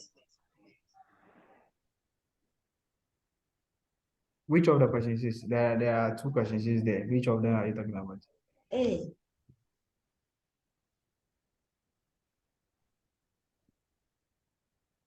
All right, Jamal.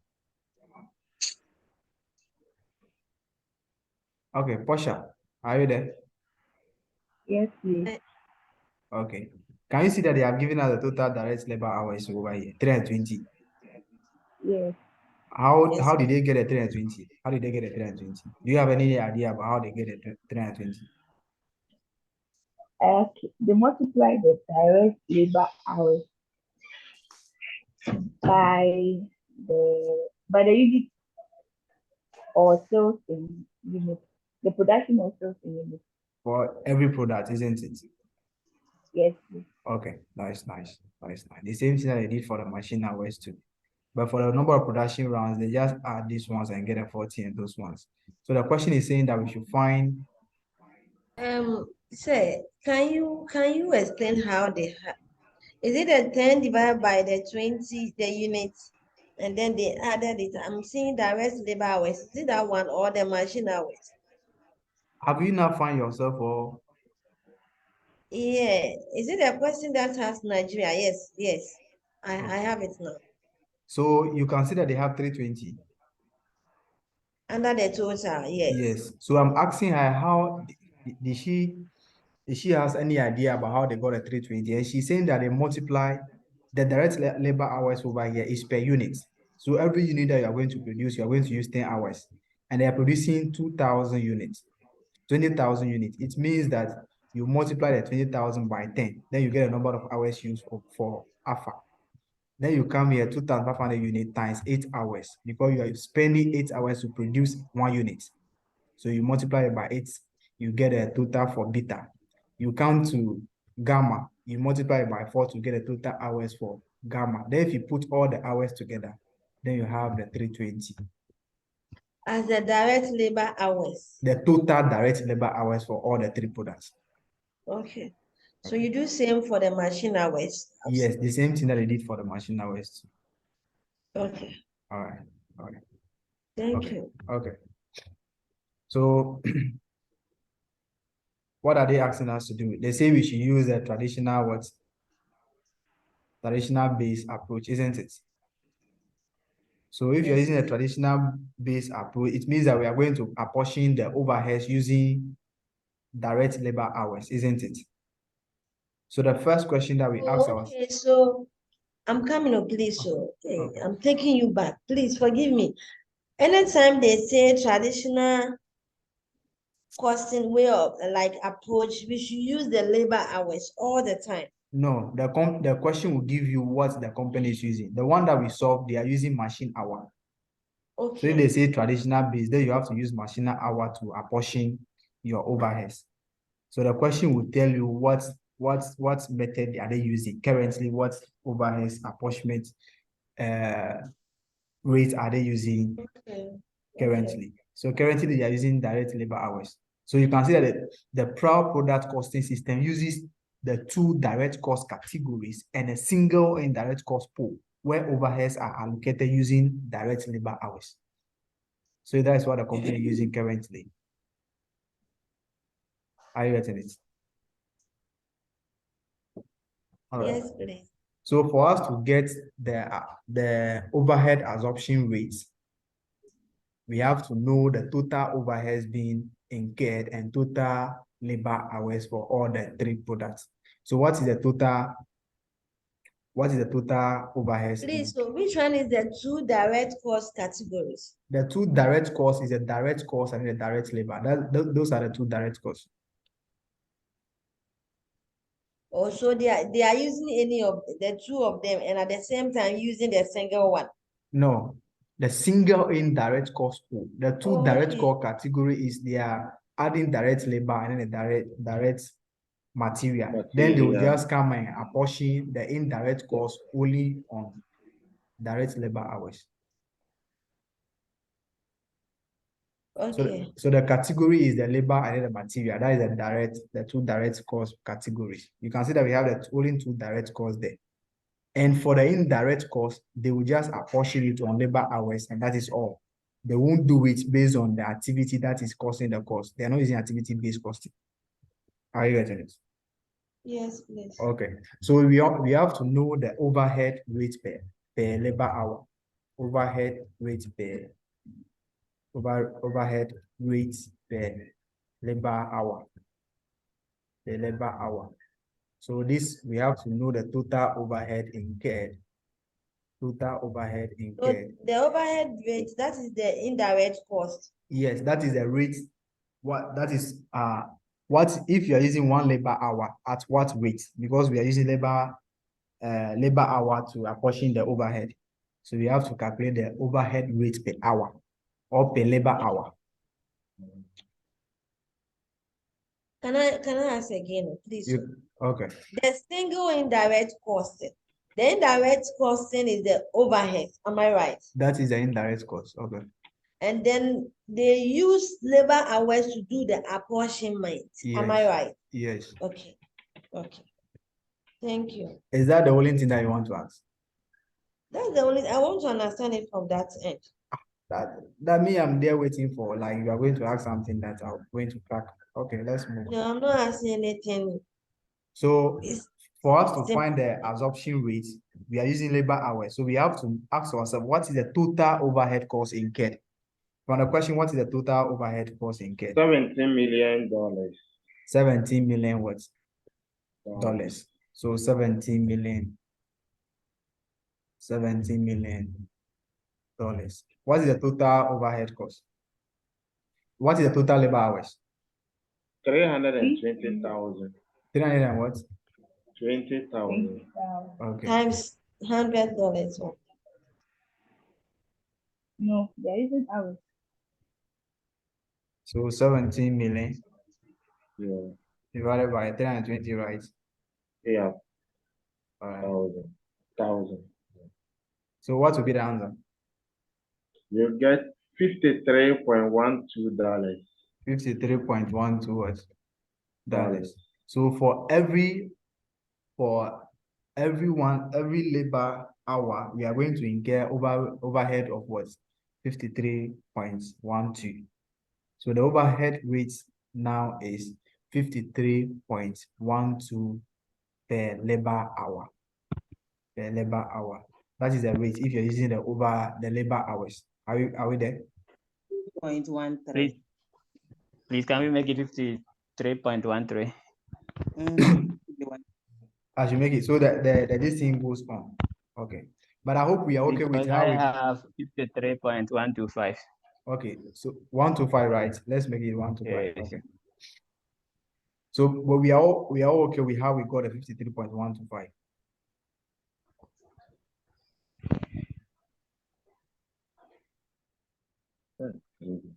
Are we okay? Thank you. Well, I'm not hearing the yes and then the no. Are we okay? Yes. Okay, let's move on. So they're asking us to calculate the cost per unit, isn't it? Using the traditional approach. So let's do the traditional approach. Traditional approach. So the traditional approach, we have the three products, isn't it? So we have the alpha,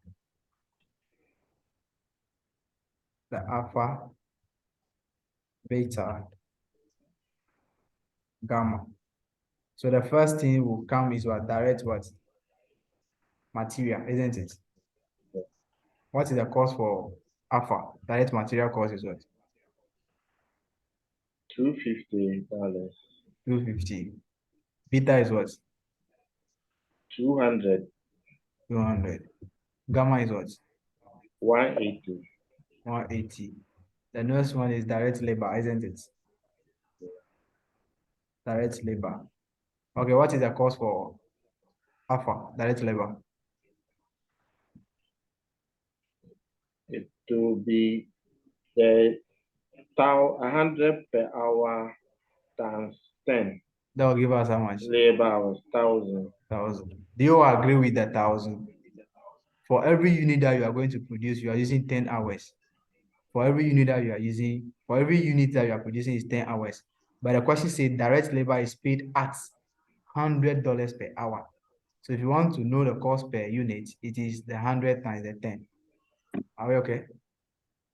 Yeah. Okay. For the second one is what? 800. 800. The gamma is what? 400. 400. Okay. So the next cost will be the overhead. Yeah. Or indirect cost. Indirect cost. So the indirect cost will be, how many are you going to get? What will be the cost for alpha?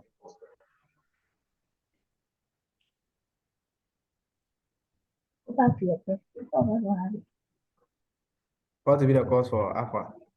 It will be the overhead absorption rate times the direct labor hours per unit.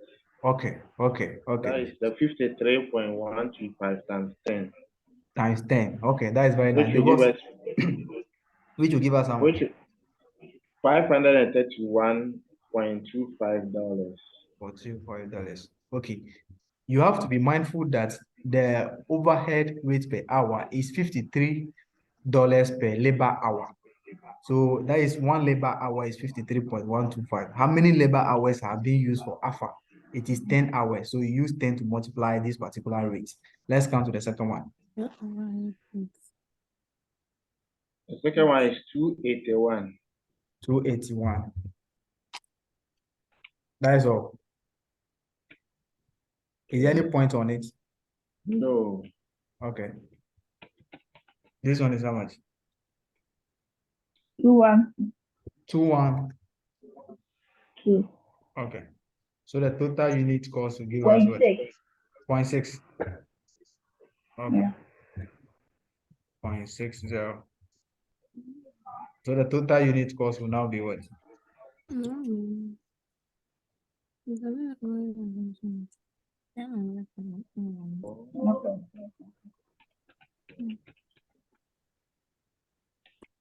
Please, let's look at the overhead cost for beta. Okay, is what? I am getting a different answer. And that is what? I have 425. 8 Okay. by 53.125 times how many hours? It's 8 hours. Times 8 hours. Yes. There's 4 to Okay, it's supposed to be 4 to 5. 5. Okay, that's it. 4 to 5. Okay. So that is the unit cost. Unit cost per each product. Are we okay now?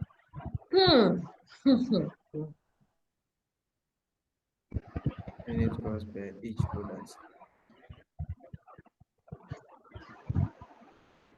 All right.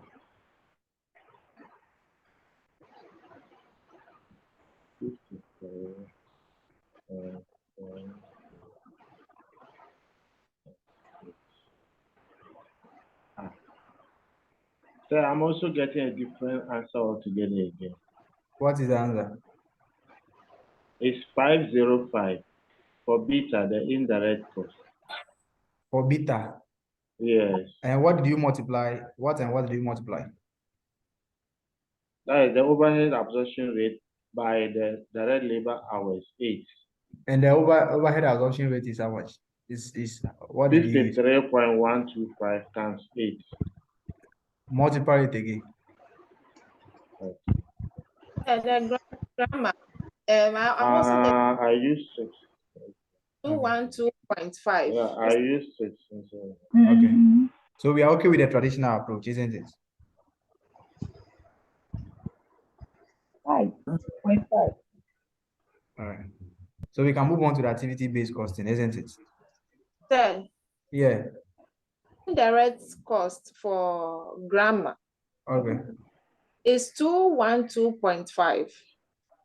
212, Yeah, 0.5. 0.5. Yeah, and not 6. 212.5. Okay. Yes. I think it depends on the settings you give to your decimal place on your No, calculator. this one they will not do anything. Since the answers are, if the final answer is maybe 0.02 higher, since you are still getting the same figure, they won't say anything. Are you okay? So sometimes you can just write it that all figures are being rounded to the nearest Ghana Whole city. number. Please, so for the sake of those of us, maybe okay, me, I am not getting it. Can you go over Go over what? like what you've done? I've done a lot of things. Okay.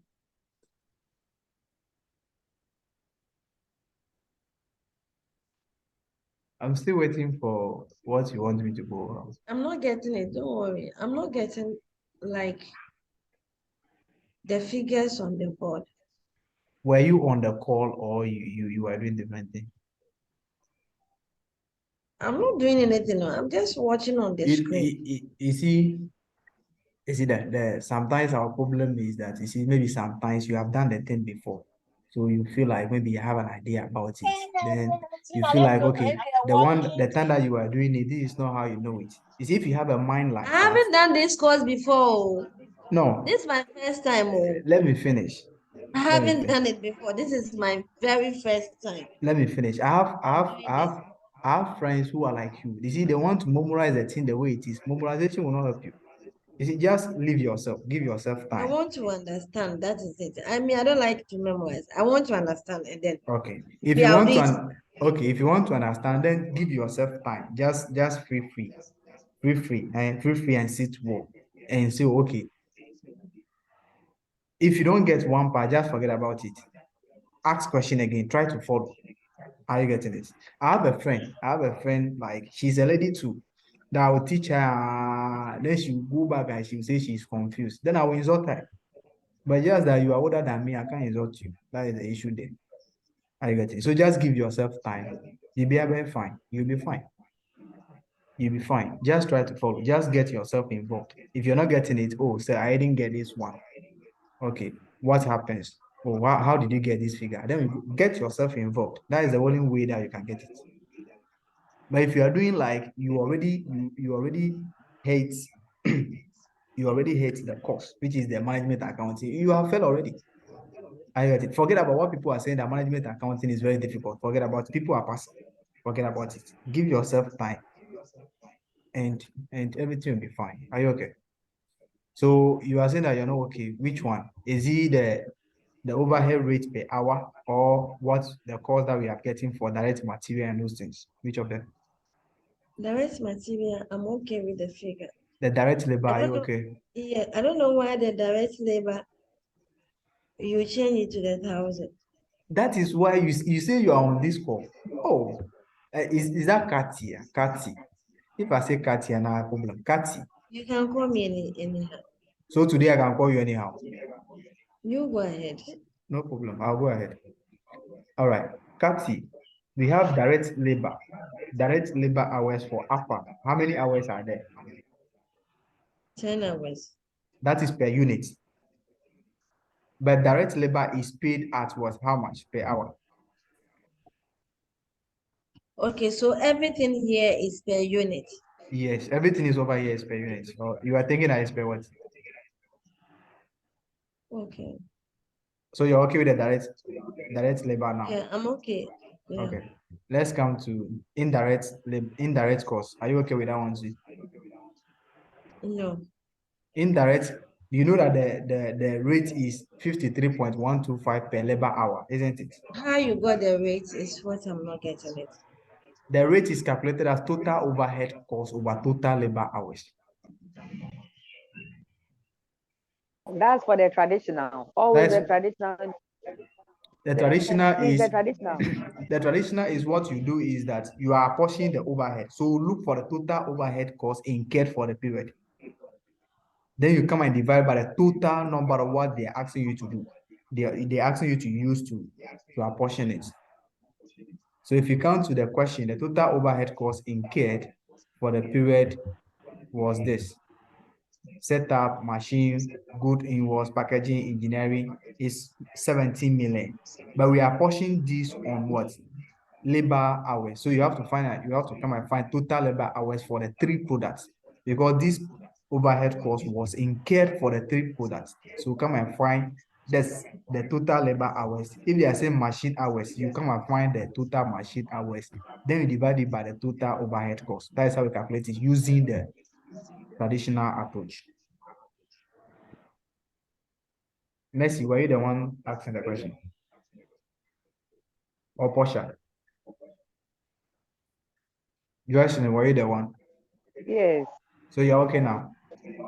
Yes, but the indirect, I don't understand how you got the 425 and the 212 if you can go over. Okay. So you now understood that the rate per labor hour is 53.125. Yes. 1 labor hour is 53.125. Okay. How many labor hours were used for product? AFA. 10. So if 1 hour is 53.125, 10 will be how much? 5. There is something. Use calculator. You have calculator there. My hand is busy. You are eating. Yes. Assembly. Sir, but I'm following, so you. Okay, so we just multiply the rate by each labor hour used for each of the products.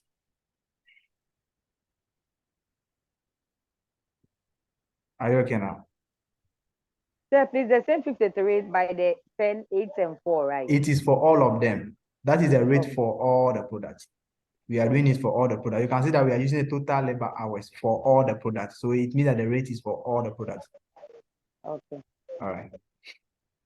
Kati, are you okay now? Yeah, I'm okay. You have to be okay. You have to be okay. All right. Let's move on. Let's come to the activity-based costing. For the activity-based costing, the direct cost doesn't change. So the direct cost will still be the same thing. Direct material is 250, right? And this is 200. This is 180. The direct labor cost won't change. The only thing that will change is the fixed overhead. We are going to use a different this one. So this will be 1,000. This will be 800, and this will be what? 400. So let's come to activity-based costing. How do we apportion each of the overheads then? So setup, what are they asking us to use as the apportionment?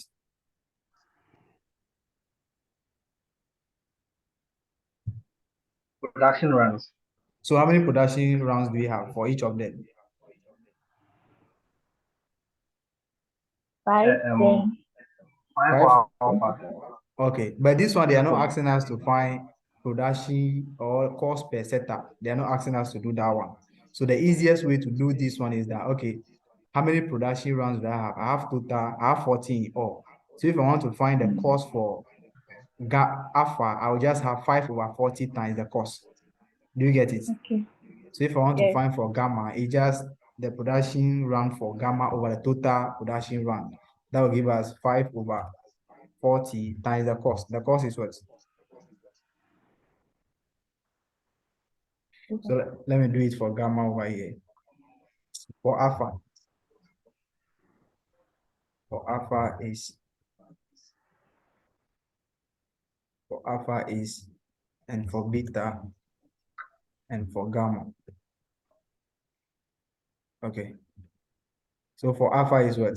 Setup cost. Let's do it one by one. Setup cost is what? Setup cost for alpha is what? It's 5 over 40 times the price, isn't it? It's 5 over total times 40. That will give us how much?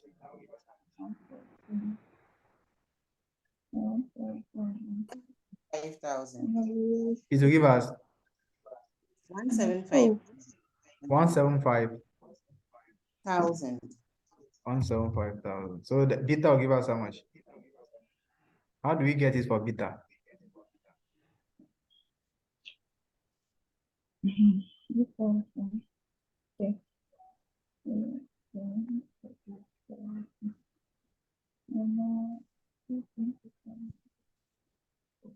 $350,000. 350,000. Okay. 350,000. Sorry. 350,000. Okay, gamma is what? 875. 875. Right. If you add what you'll be getting the amount that you have shared. Are we okay? Let's come to the next one. The next one is machine. What will be the basis that we are going to use? What basis are we going to use? Machine hours. So sometimes they will not give you this one, so you have to determine them yourself. But this one, the question has given them to you. Okay. So machine hours. So what is the total machine hours that we have? 200,000. It's 200,000, isn't it? Yeah. So we have to determine the machine hours for each of the products one by one. Alpha will be having how many machine hours? 1 unit is 5. So 20,000 is how much? Mm-hmm.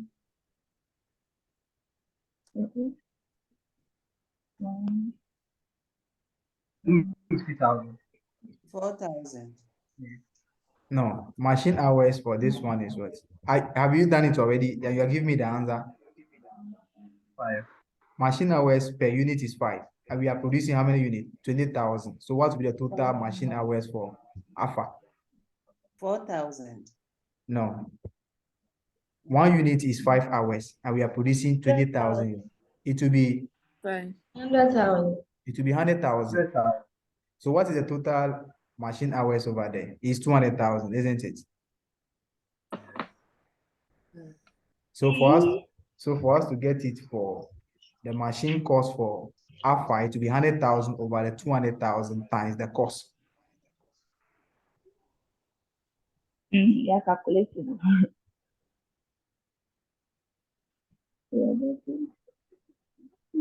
How much did you get?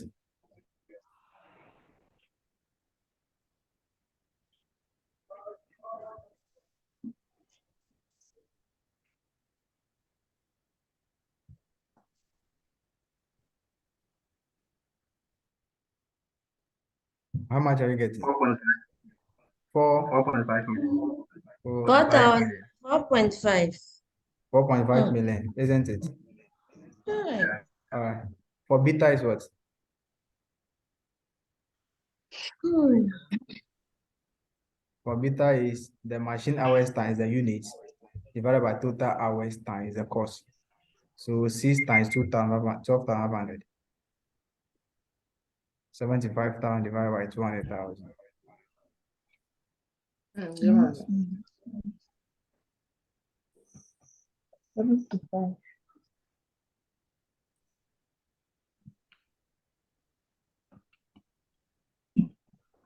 3375. Is that Katia? Yeah. Okay. 0, 0. Okay. So what will be for the last 0, one? You see, last one sometimes you don't need to do it again. You just have to, Adding is yeah, you just have to add and subtract. All right.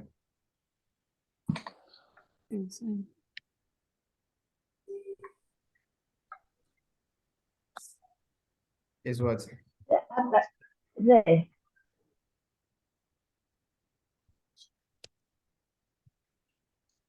Am I correct? 1125. Okay. Let's move on. What will be the next course? Goose. I have a question. Oh. Okay. After getting the 100,000, that's finding the number of machine hours. Okay. How would you do the apportionment now? You divide it by the total number of machine hours given to you. Okay. So it will be the 100,000 over 200,000. over the 200. Then you multiply by the The cost. 9,000. 9. Yeah. Okay. 9 million. All right. So if you are not giving the 200,000, you yourself you have to find the total number of hours before you do the apportionment. Okay. All right. Okay.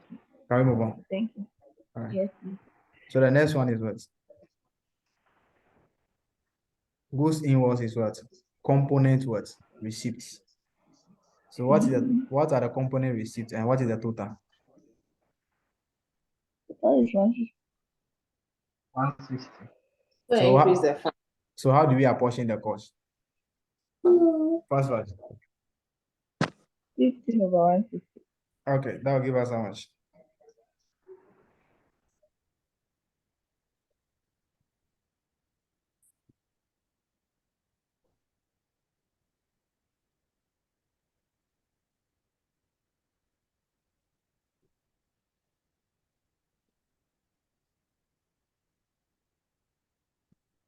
Two six two 500. 262,500. 262,500. Okay. The next one is how much?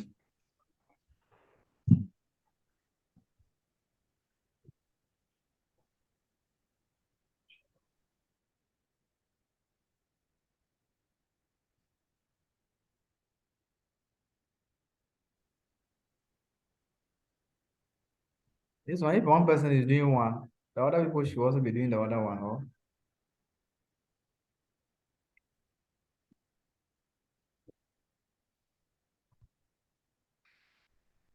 Richard, are you there? Yes, please. I'm there. You're not giving me the figures, or you're not saying top.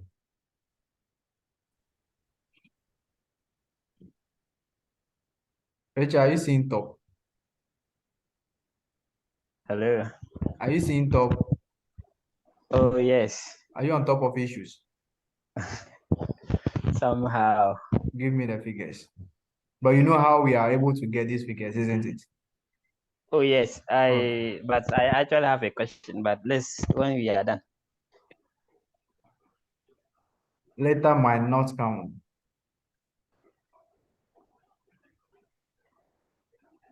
Okay, please, can I ask a question? You can ask. Please, the setup cost. Okay. We use just the 5, the 6, and the 5 without multiplying by the productions or the sales. They don't give they don't give us, they don't say anything about the setup. They just say number of production runs. They don't give us a unit or anything. Are you getting it? But the machine hours, they give us machine I don't get it. even the total will give you the idea about everything. It means that you see this one is 40. It means that this one is not related to the units. You see, those that are related to the unit, they multiply them before they put it over here. So you can see the machine hours is 200,000. It means that the machine hours is related to the units produced.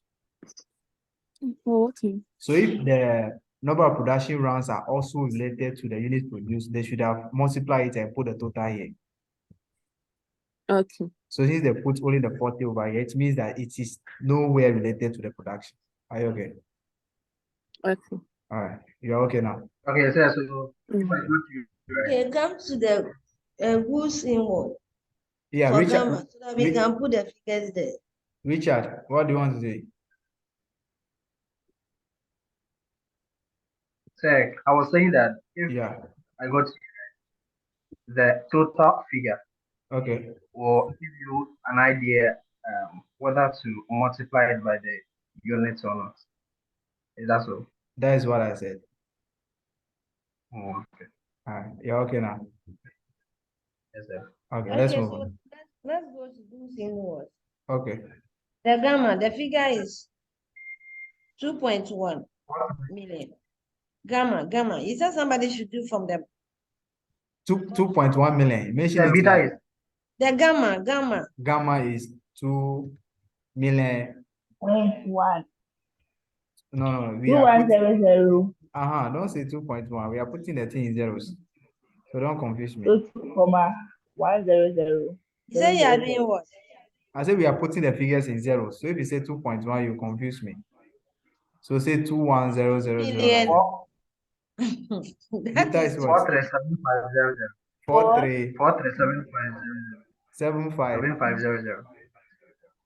3 zeros. Okay. No, 2 zeros. Only 2 zeros. You see, at the end of the day, the apportionment that you do, if you add all of them, you should get a figure that you are apportioning. If you don't get it, that means your thing is wrong. All right. We have packaging. the first one is 600,000. 600,000 packaging. Yeah. Okay. The next one is what? Beta is what? Take your time. I'm going to the next one, please. Oh, Shari. Yeah, Kati. Which year? 400,000. Beta is what? 400,000. You met some kind of student there. You grab my mind is not even on you. I'm laughing at different thing over here. Everybody. It's well. It is very well. It is very well. And the other one is 1 million. So just put it there. All The right. difference. So you are portioning 2 million, isn't it? Yes. Okay. Then the engineering is production. Okay. The engineering is also production rounds. Okay, let's do that fast and we finish this question. 540,000. 540,000. Okay. Beta is.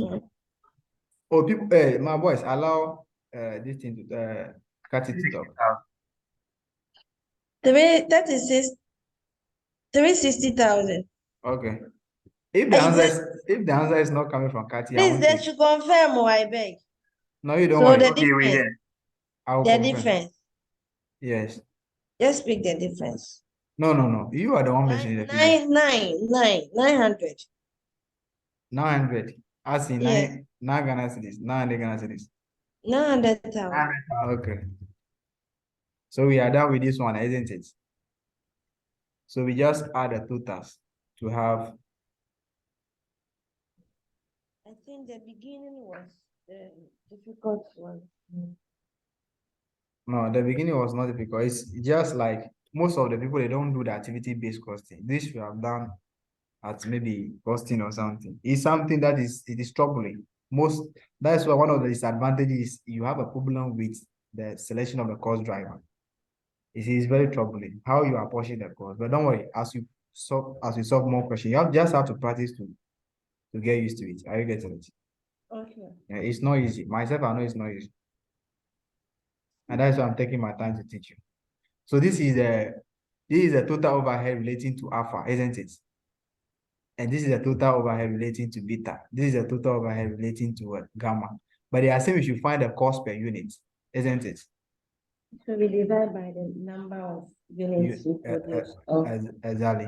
So these costs are all for the total unit produced. So each unit will be how much? We just divide the total cost by the unit. Are you okay? Yeah. All right. So what is the unit produced for each of them? A minute, please. Okay. Oh, go. Okay. You want to mention them for me? Don't worry. I've done the first Oh, one. you already. use the Production and sales unit, they are the same. You produce the same thing. 303. Are you mentioning the figure for me? But you said you've done it. Okay, I had 303.88 You divide already. for the first one. Okay, let me put the units over there, then so that I'll not be. You confirm. eh. Please, the first one. The last one is 5,000, right? Yeah. Okay, let's move on. The first one is what? I had 303.88. Okay. Okay, that is correct. Let's move on. Okay. So the rest you can do it yourself. Do the thing. Oh. Hey, and so is what? I have the idea, so now you can continue. 3.2. Really? Okay. Well, Okay, let's move on. yes. I won't say anything. I mean, today is a day. So this, if you count to the indirect cost per unit, then you come and put them over here. So we have 303.875. Then we also have 393.8. Then we have 1,002. Are we okay then? Is that correct?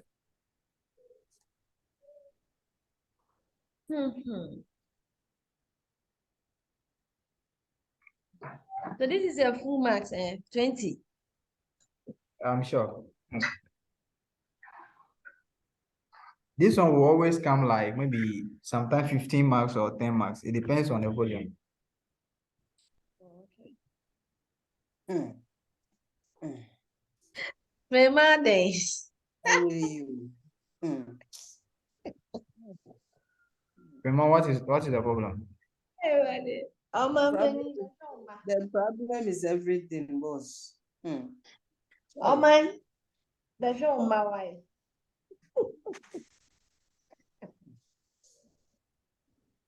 All right, Charles, let's add these things and go.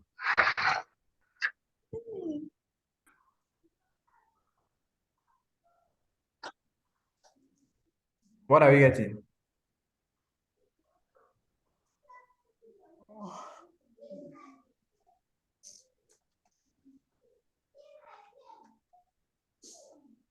The last one.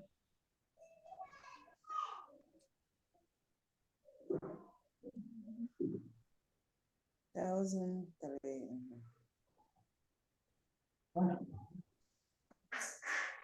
So cost per unit. Okay. Those of you who are praying that these questions should not come, you are lying.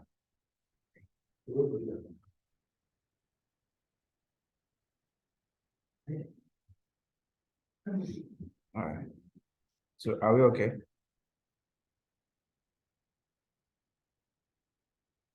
Are we okay now?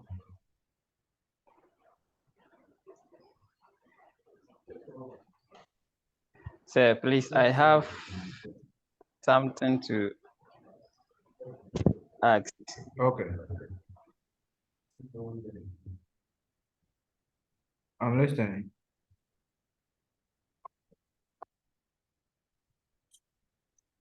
Richard, I'm listening.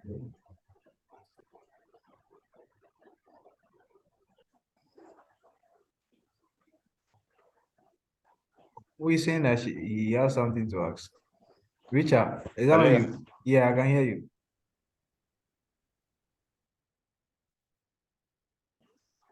Richard, I can hear you.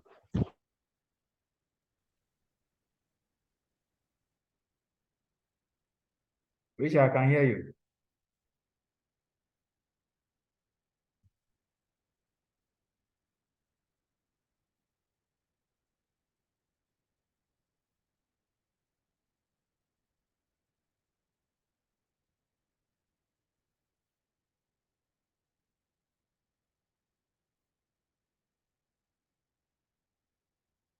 Richard, I can't hear you. Richard, I can't hear you.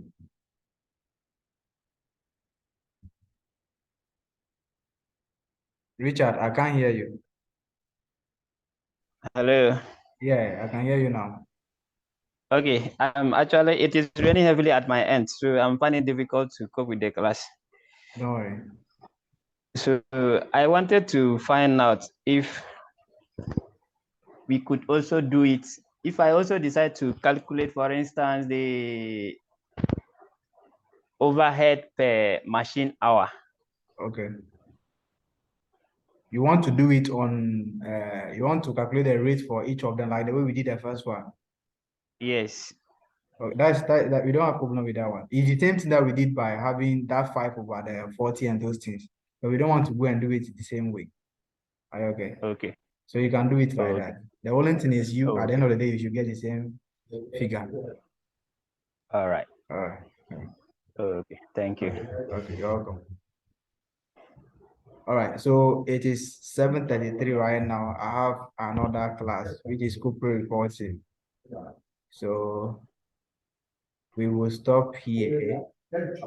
Tomorrow, 5 p.m. to 7 p.m., we have MA, where we are going to look at budget and budgetary control. So we will find time and come and solve maybe additional one question and see whether the understanding will come. All right. So if you don't have any question, we were saying bye-bye to contemporary approaches to management accounting. All right. Do you have any question?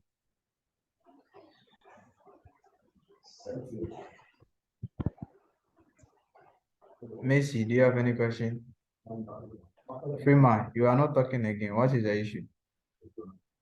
Habakkuk, are you okay there?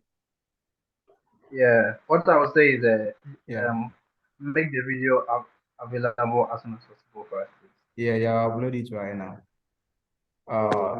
This one, this team, Kathy and Freeman, you people are the same place.